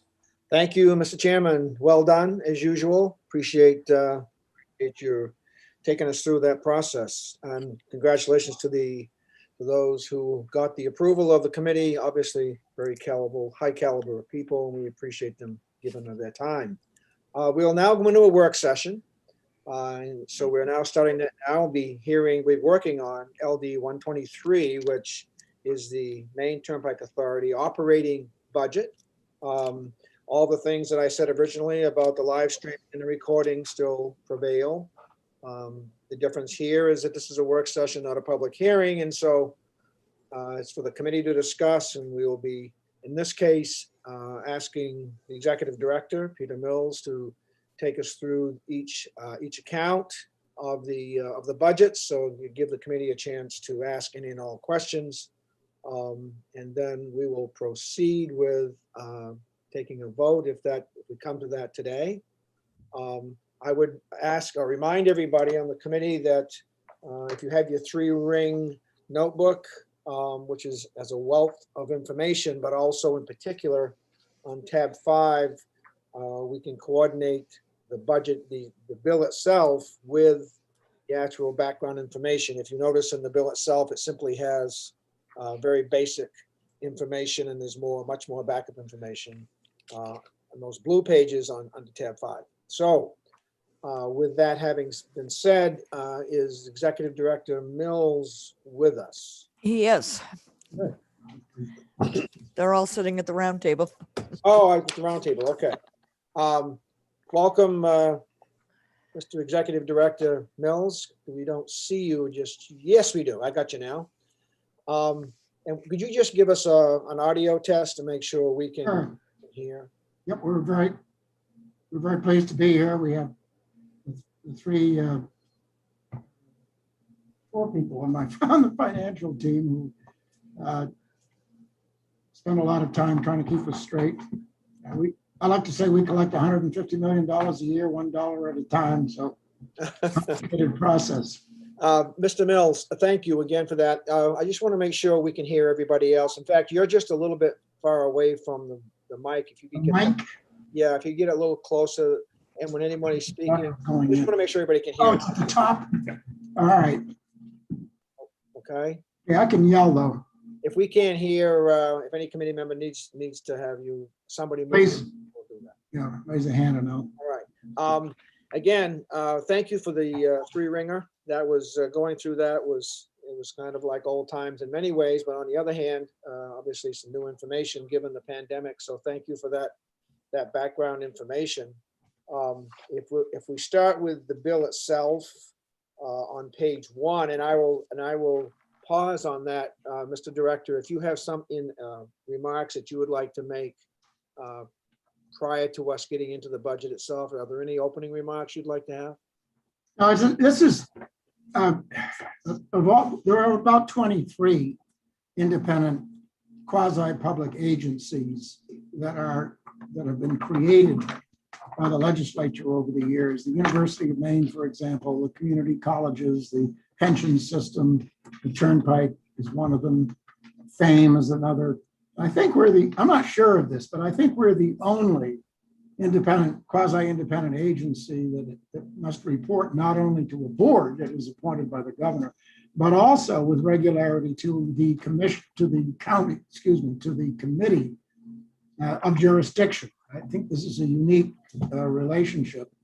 And so we have the awkward process of having to prepare a budget that's literally 2 years in advance, make sure that my board, my 7-member board, who have the authority to hire and fire everybody in this room, that they approve of what we're presenting. And then we bring it to you to have major portions of it reviewed for approval, namely the operating budget, but not other components of it that are basically requirements of the bond resolutions. And once you approve it, we go back, it sits, it cooks, and then finally we implement it in January. We'll come back to my board again in late fall, and we'll have it approved finally to implement on January 1st of 22. It's a lengthy process, but we're very grateful to have your complete cooperation because we're projecting way out when we do this. You know, we're not asking for your approval of a budget that begins on July 1st. We're asking you for a budget that won't take place until January 1st of 22. And so it's sometimes very difficult for us to put those numbers down in paper. And that's one reason we have a contingency in the budget, because it's sometimes very difficult. It's very difficult to predict COVID pandemic, for example. But I'm happy to, as you look at the bill or any components of it, we're here to answer your questions about how the Turnpike does business. And we have the people in this room who manage literally all of the financial affairs of the Turnpike.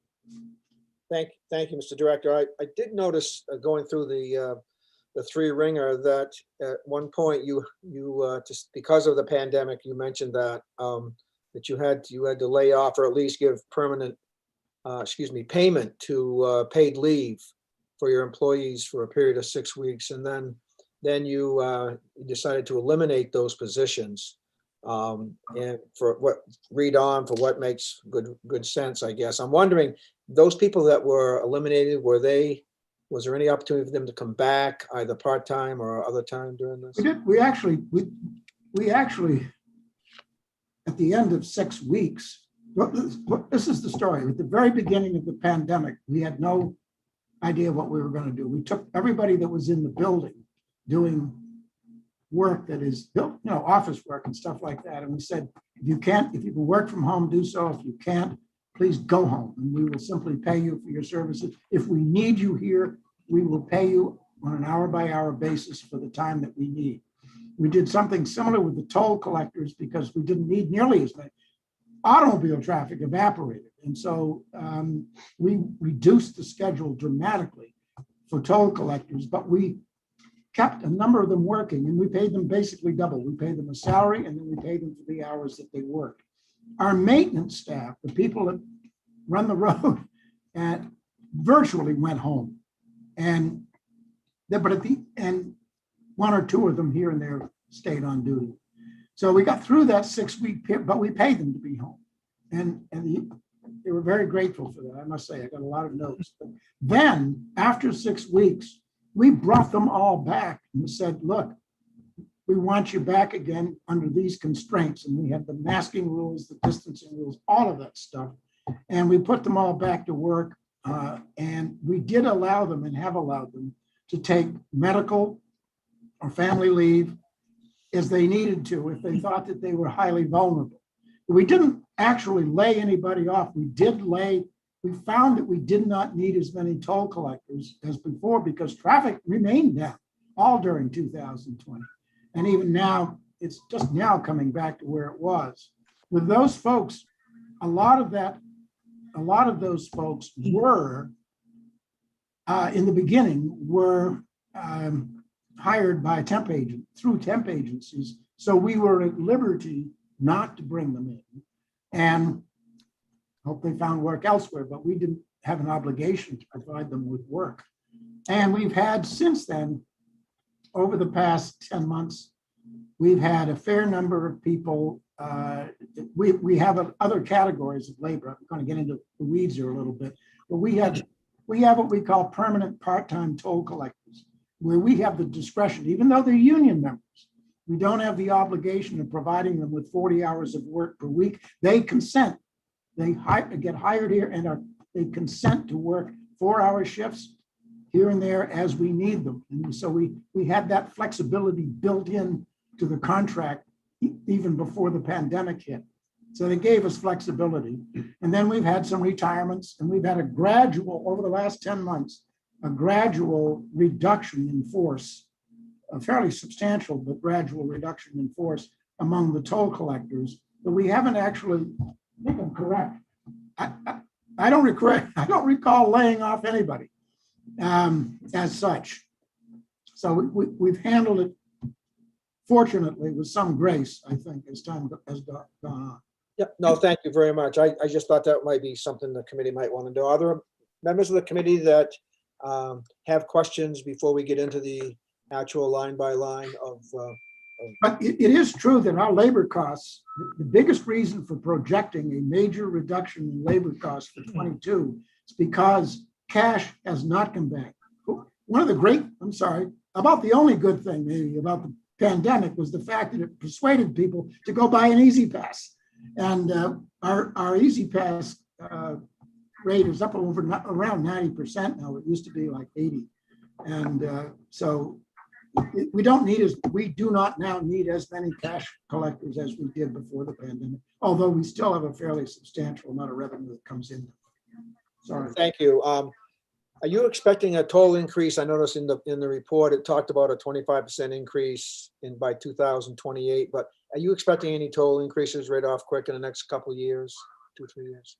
Let me answer it two ways. First of all, we have an obligation to project ahead for the bondholders, where we foresee that the revenue that we will be receiving in a future year will not be keeping up. And the 2000, was true when I got here in 2010. The first thing they presented me with is, well, Mr. Mills, congratulations, you're supposed to raise tolls by 25%. And I said, wow, that's really great. I went to Dan Wathen, who was new with me, and the two of us hit the road and we raised tolls by 25%. It went into effect in 2012, November 1st. And there is built into our long-range 30-year projection another toll increase of approximately that magnitude for 2028. And it's built into the financial plan of the highway. I won't rule out making some toll adjustments in the very near future, because we have found some what I would regard as deficiencies in the discount program that we manage. This is really getting into the weeds, but there are elements of it where it's not being fairly administered because of the rules that we have set for ourselves. And there may be a good reason to make some adjustments or upward adjustments. I'll put it that way, rather than a full-fledged toll increase.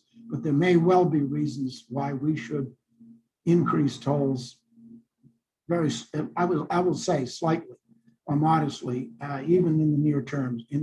By that, I mean within the next year. We're thinking about it, but we're also thinking about it in the context of making some changes to the discount program that have been a long-term concern of ours. Thank you, Mr. Director. Again, any other questions by the members of the committee? Thank you. Mr. Mills, if we could take you to the LD and then to page 1, and then also corresponding to the page 3, the blue pages on the tab 5. And what I'd like to do is have you take us through each description, each division description, and give the committee a chance to ask questions about any of those. And if we can do that one step at a time, that would be good. Well, the personal services budget, we've broken down into all the departments that exist here at the Turnpike. And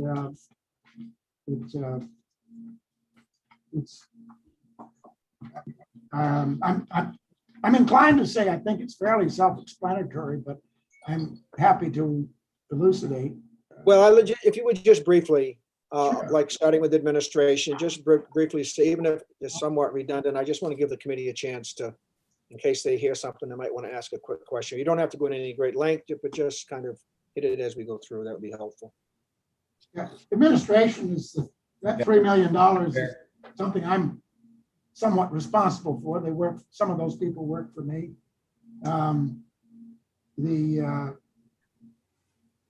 Most of these first two categories are largely within this building. These are not areas where we're projecting any major change for 2022. Our accounts and controls are the payroll people, the personal services. The HR department has about 8 people in it, including the safety manager. An office is right on the same floor as mine here. When we drop into highway maintenance, we're getting into some serious labor. There's about 100 of them. We're looking for more CDL drivers.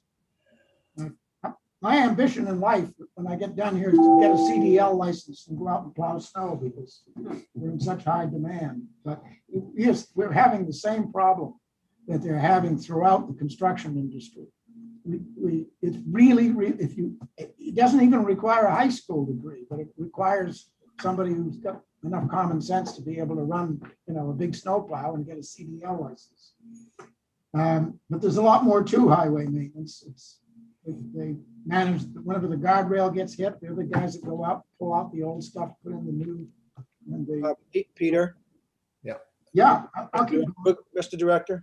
yeah, What we're going to do is after each, we've talked about administration with your 3,000,003 there. And at the end of each one, I'm going to ask if the House Chair, Representative Martin, would move in, and then we'll have any discussion about that. And then excellent.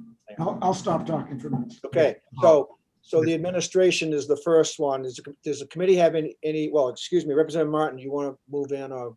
Yeah, no, Mr. Chair, if I may, for the record, since we're live streaming, and this in fact will be recorded on YouTube, I suspect, under administration, as an example, could the director point out for members of the public and anyone listening, the dollar amount that's included?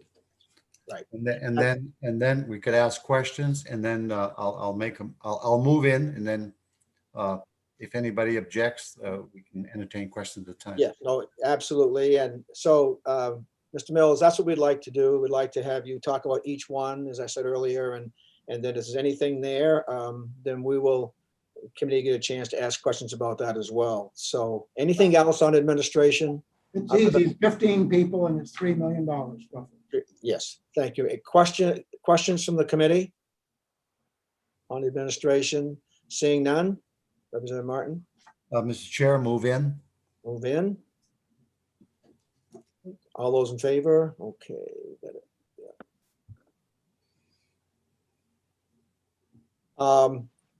Mr. Mills, accounts and control? That is 64 positions and just over $5 million.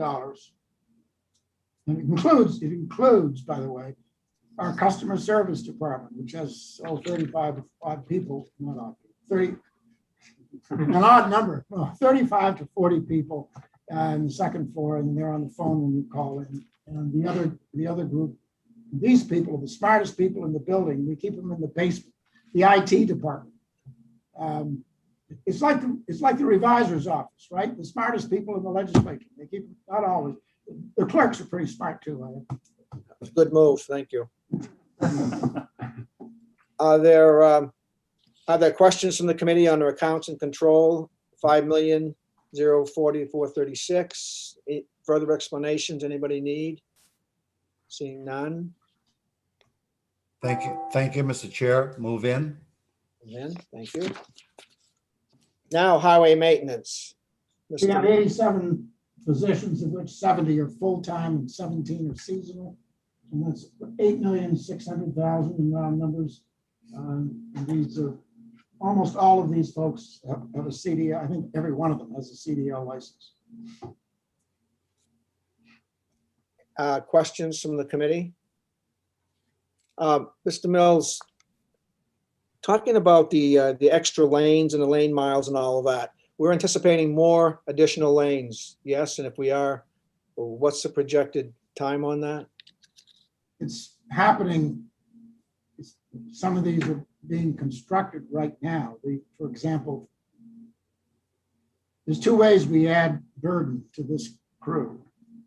One is by, in some cases, expanding the interchanges, as we have done at Gray, Lewiston, and exit 103 up in West Gardner.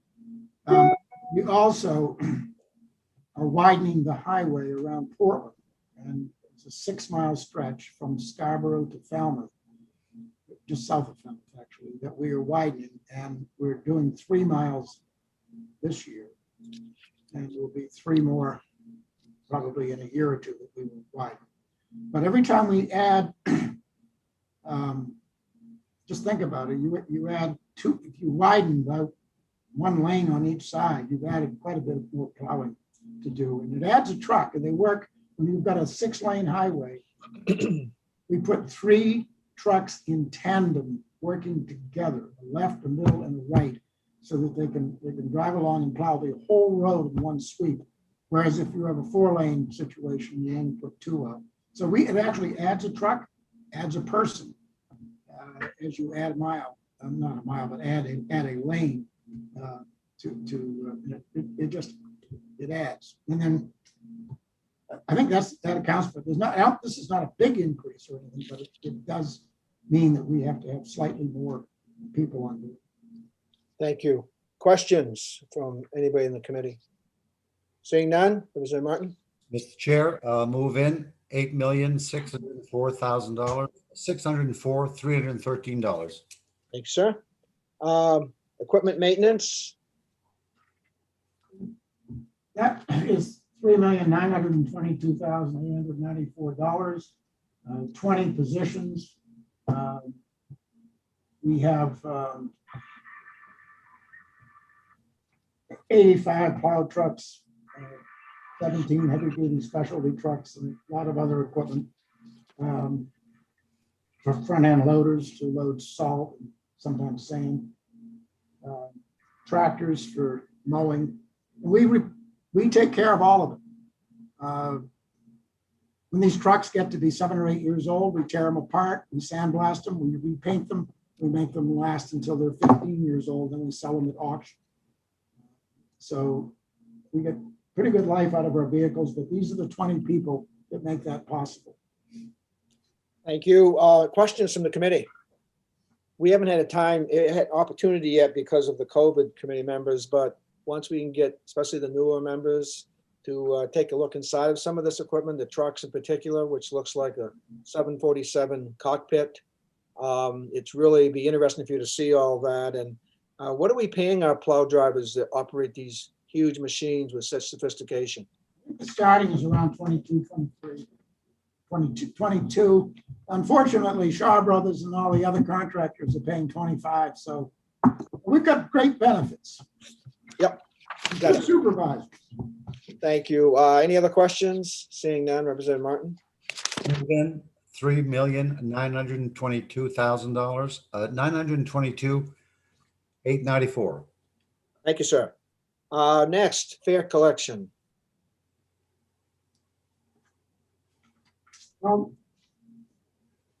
Yeah, we've listed this in my crib sheet here at 224 positions, but it really isn't that.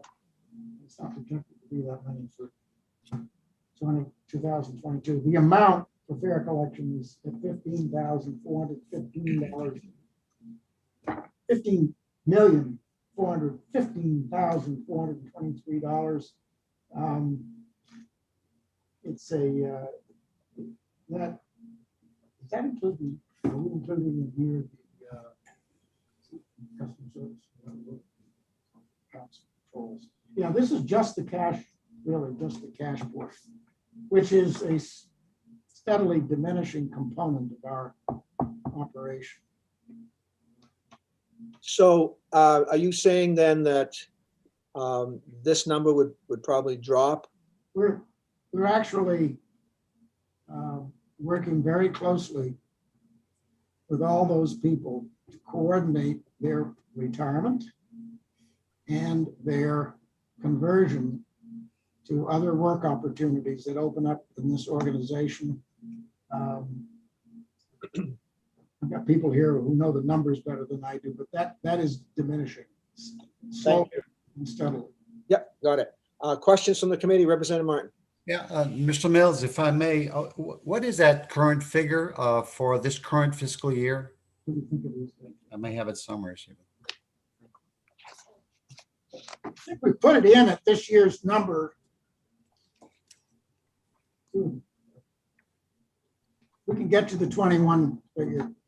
Yep. But I think we carried it forward to 22, not knowing this. We prepared this, of course,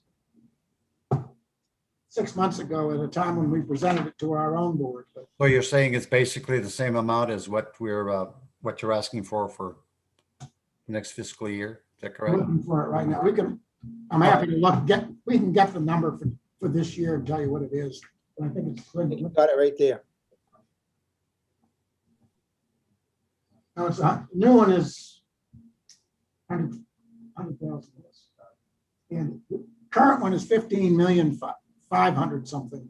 All right. So we took it down by 100,000, but I think you can see that this is probably going to come down more as we go on. Thank you, Other questions from the committee? Representative Martin? Move in. Motion is in. Public safety and special services, 8,255,000. Well, it would look as if we're paying these people $1 million apiece. It says we have 9 positions and we're spending $8,255,395. They're worth a lot. They're not worth $1 million. 7 or 8 million of that, no, not 8, but 7, roughly 7, almost 7 million. 7.2, that much. 7.2 million of that number is the troop G, which has 33, 34 people. They're supposed to have 35. That's the complement, but they man it to the level of maybe 32, 33, 34 at any given time, depending on what the academy is producing.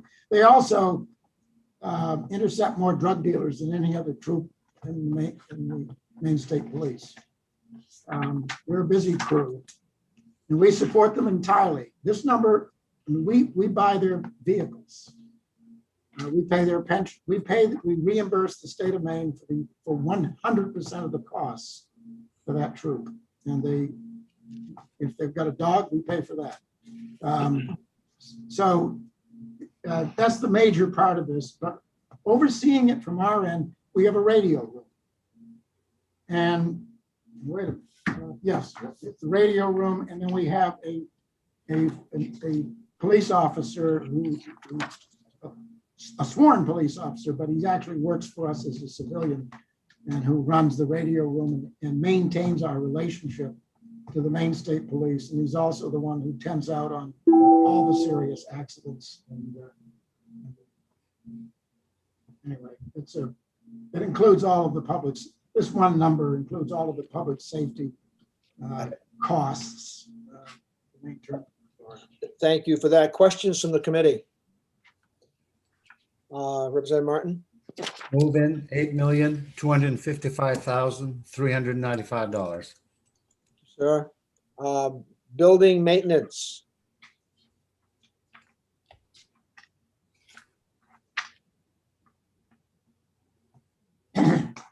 We have,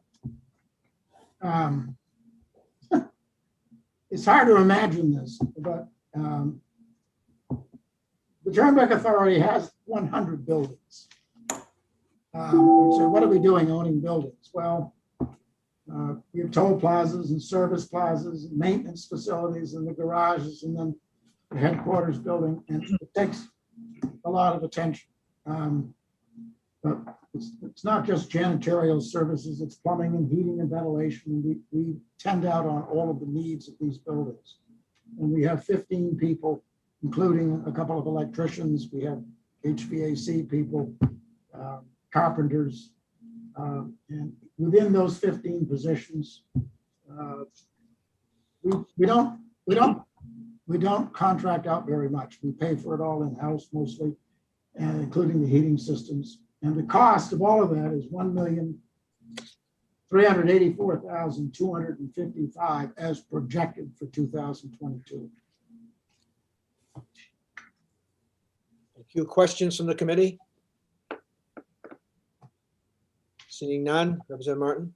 Move in. Thank you. General contingency, the 10% that we see in the budget each year, or we have for the last 3, I guess.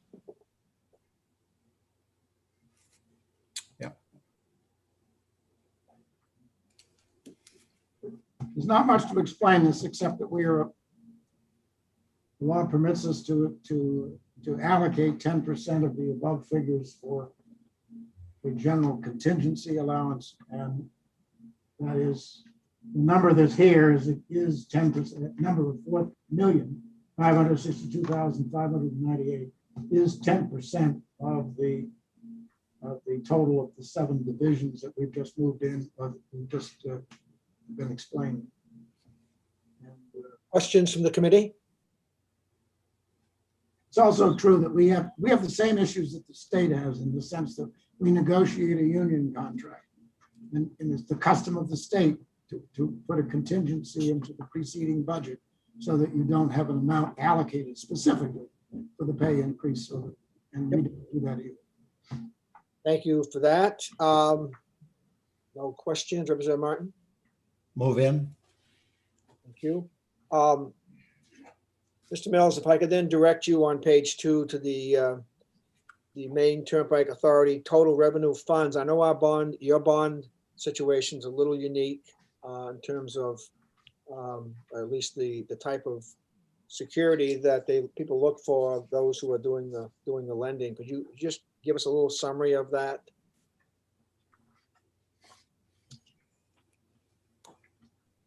Sure. We have the authority that you have granted us over the years to borrow amounts of money up to $600 million, not including some special purpose bonding that we've done, which is, I can think of 2 of them that we on the order of 30 million or so. We have not borrowed that much, but we have your authority to go as high as that.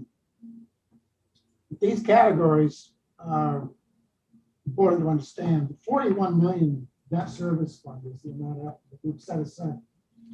It will be the debt payments for the year 2022 based on what we have outstanding. This is an exact and very predictable figure because the bonds that we will be paying for in 2022 already exist. And the debt is calculable by fifth grade arithmetic.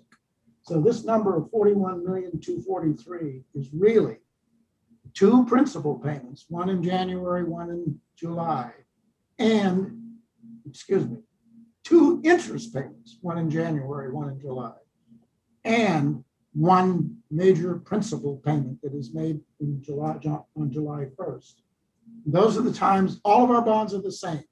You make 1 principal payment a year and you make 2 interest payments every 6 months. So that 41 million is the total of those payments that will be made in 2022. And that's an exact figure because it's all built into the bond structure. Excellent. And that's based on their belief that they being the lenders, that the Turnpike Authority is generating income on a daily basis.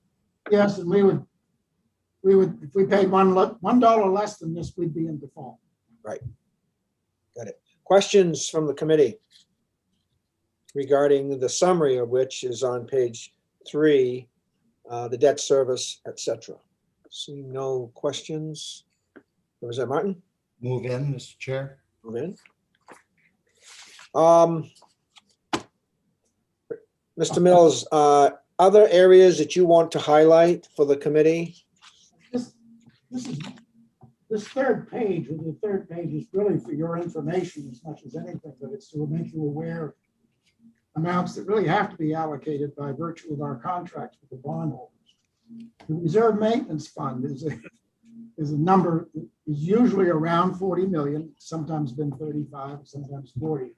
That is the amount of money that those who represent the bond trustee, that is Bangor Savings in this instance, but the people that are hired by us to work, which we have to do, we have to hire people who look out for the interests of the bondholders. And this includes the general engineering consultant who then has the power to tell us, look, at the beginning of every year, you have to set aside money to put into the reserve maintenance fund because the bondholders will insist that you pay for these things. And they include such things as insurance, purchase of new trucks, and other things like that. But it is always stuff. The unique thing about the category is it is a category of costs that come after the obligation to pay the bondholders. There are other costs that we can pay even before the bondholders. For example, we can pay the salaries of the toll collectors in preference to paying the interest on the bonds. Why? Because if we don't pay those salaries, we won't have any revenue. This category in the reserve maintenance fund are a series of costs that could be deferred in order that we could pay the bondholders first. And one good example, for instance, is buying a new plow truck. Those are in this reserve maintenance account because we could get by a year with older trucks. But on the other hand, we are required by the bondholders' representative to make sure that we collect enough money to put into this fund so that we don't have to talk about deferring these costs. Long explanation, but it's part of how the bond structure is worded. That's helpful because oftentimes we'll hear that, look, we paid for this turnpike a long time ago. Why are we still charging fees? And the answer, of course, is that A, we still got expenses, annual expenses, but beyond that, the bonds that we owe, we don't have the option of giving free travel on the turnpike. Is that a layman's fair explanation? Bond requirements make it crucial. And the other thing, somebody might say, why are we still borrowing? That's a good question. Rotary Club asked that question. And we spent $106 million during the pandemic on capital projects. They included money to pay for replacing the toll system, the electronic toll system, which is brand new and has to be because the old one was 20 years old. It required us to finish up rebuilding the interchange up at mile 102, the West Gardner one, 103. To finish up or to do a lot of the widening around Portland, to repave sections of the road. The road has to be about every 12 to 13 years. We have to dig up the top inch and a half of pavement and replace it, because if you don't repair what I call the roof of the road, the moisture and the dilapidation will penetrate down into the base layers of the pavement, which is like 7 or 8 inches thick. You begin to lose the structure of the highway if you don't repair the top. So every year we've got a paving program without any question. And that's part of it. So, I mean, everybody thinks you can build a road and it's like the pyramids. Okay, it'll be there for 3,000 years. And trust me, I asked somebody, I've told you this story. I asked somebody once, I says, is there any part of this road that was here in 1947 when they cut the ribbon for it? And I had somebody think about it for quite a while, and he said, yeah. He says there's an abutment or a couple of abutments in the York River that were there in 1947. And he says, off the top, I can't think of anything else, but if you give me an hour, I might have dreamed up something else. And those York River abutments are coming down in about 10 years. Well, there you go. So there you are. Thank you for that. Questions from the committee? Questions overall? We've gone through the actual bill with the explanations. Any other questions from the committee that you'd like answers to? Seeing none, I guess we're in a position, not I guess, we are in a position for a motion on LD 123. Motion ought to pass. Motions are made, ought to pass. Is there a second? Second. Second, Bruce, thank you very much. Discussion. Information you'd like to have brought to you, even though we're going to vote for this now? Seeing nothing, the motion is ought to pass. Darlene?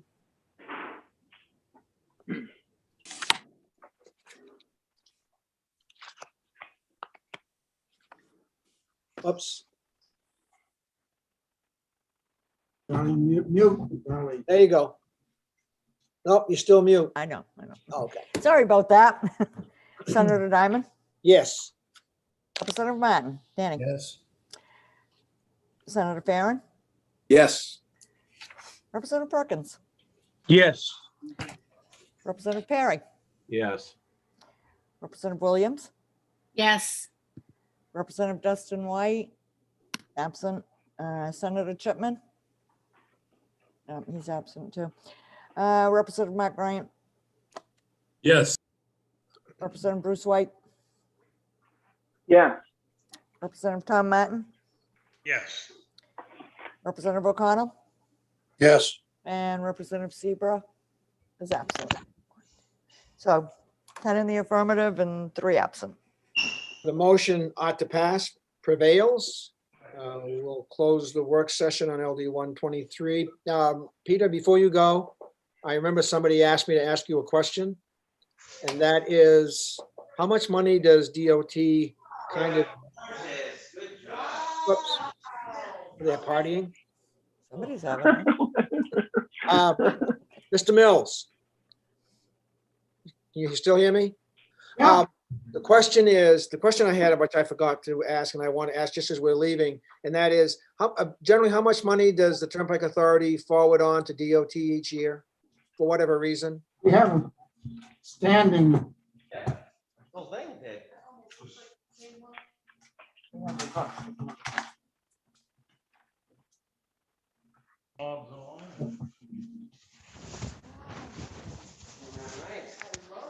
I didn't mean to stump him on this. Yeah, no, if you remember that old yucky picture window that was there? And we were gonna put the door, actually I have the door near the room. Yes. Go ahead. I'm not going to get, I'm going to avoid giving you a long answer. If I can. Yeah, good. I know you prefer short. It's okay, Mr. Chair. Especially from me. Bills once in a while. And I don't blame you. Just don't ask me about majority budgets, okay? Can we stay off that? No, we're not going there.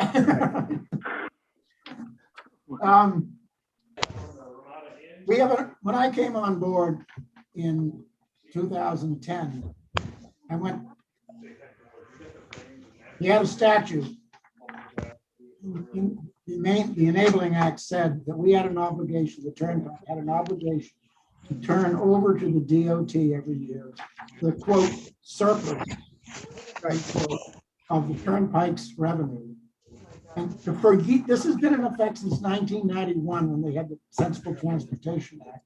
And no one had been able to figure out what it was. The bonding houses didn't know what it meant and were nervous about it.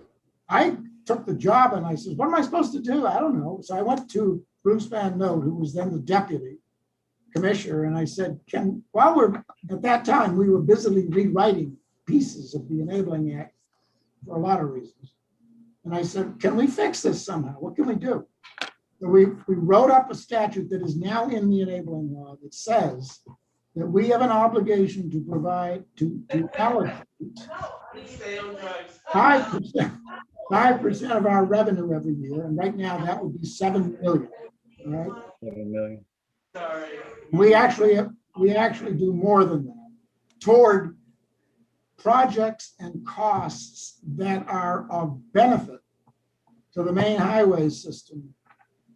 And the control over that is, for example, rebuilding an interchange somewhere, like in Gray, or taking over the streetlight systems in Biddeford for 6 miles in Biddeford. There are things in our interest to pay for that is in the interest of the Turnpike that are shared by the DOT and would otherwise be a burden to the DOT. And they are mainly things that connect our highway up to the rest of the world. And they involve interchange issues, ramps that lead to state highways, state highway connections to us. We manage about 27 street lights, control lights that are not on our road at all. None of them, we don't have any street lights on our road, but we manage 27 street lights in towns like Gray and Biddeford and Lewiston, because it's in our interest to do it, because we want to make sure that people can get on and off our road. So and then we also contributed heavily, $30 million to the rebuilding of the Sarah Long Bridge down over the Piscataqua River. We don't own it, but it's the backup bridge to get in and out of Maine in case something happens on the main bridge. And so we contributed 30 million toward the $160 million cost of that because it was in our interest to do it, and yet it benefited directly the DOT. We're happy to do those things, but that's the category of things that are included in that 5% And that's a minimum. We're typically way over. So, Mr. Mills, if I may, Mr. Chair, Yes, Mr. Mills, the answer to Senator Diamond's question is what? Did you say 7 million? 7 million is the requirement because we're making 140, Right. 50, but it's been more, it's been in excess of 8 million historically. Okay, great. Thank you. We're not worried about it because it also benefits us. Thank you for that answer. Representative White, Bruce White. Yes, thank you, Senator Diamond. And this probably, I should have mentioned it before we voted, but I did want to say the charts in this book, in that section 5 were very helpful. I mentioned it, I think previously at the public hearing, but the sheet on the quick facts to real, help put things into perspective as well. So thank you for whoever puts that in together. Karen Courtney is sitting here. She does it, and she has an eye for making things simple. And I make things long and complicated. Well, congratulations. I guess that's very impressive stuff. So yeah, simple is good. Thank you. Yes. Are there we're all done with this, but is any other questions, General, now that I've started some, any other questions for Peter? If not, thank you very much, Mr. Director and Ms. Courtney and your team. Thank you very much for putting this book together. As Representative White said, it's very, very helpful, ongoing, and we appreciate you being with us today. Thank you. Thank you. To the committee members, Mr. Chair, Representative Martin, any comments, questions? No, things we should know about? I think we did great, folks. I've got a great committee to work with. Sam, before we close, Sam, when you at Senator Diamond's convenience, could you call the both of us? Yes. The other thing I want to mention, just on next Tuesday, remember we have public hearings on the 6th of April, and there are 5 bills we'll be hearing.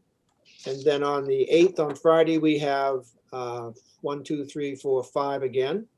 So we're moving along fast and furious. And then we'll start into, sometimes toward the end of the month, we'll start doing the work session on the highway budget. So anybody else have anything else? If not, have a great weekend. We'll see you all on next Tuesday anyway. Bye. Say. Bye. Have a good weekend, everybody. You too. Thank you. See ya.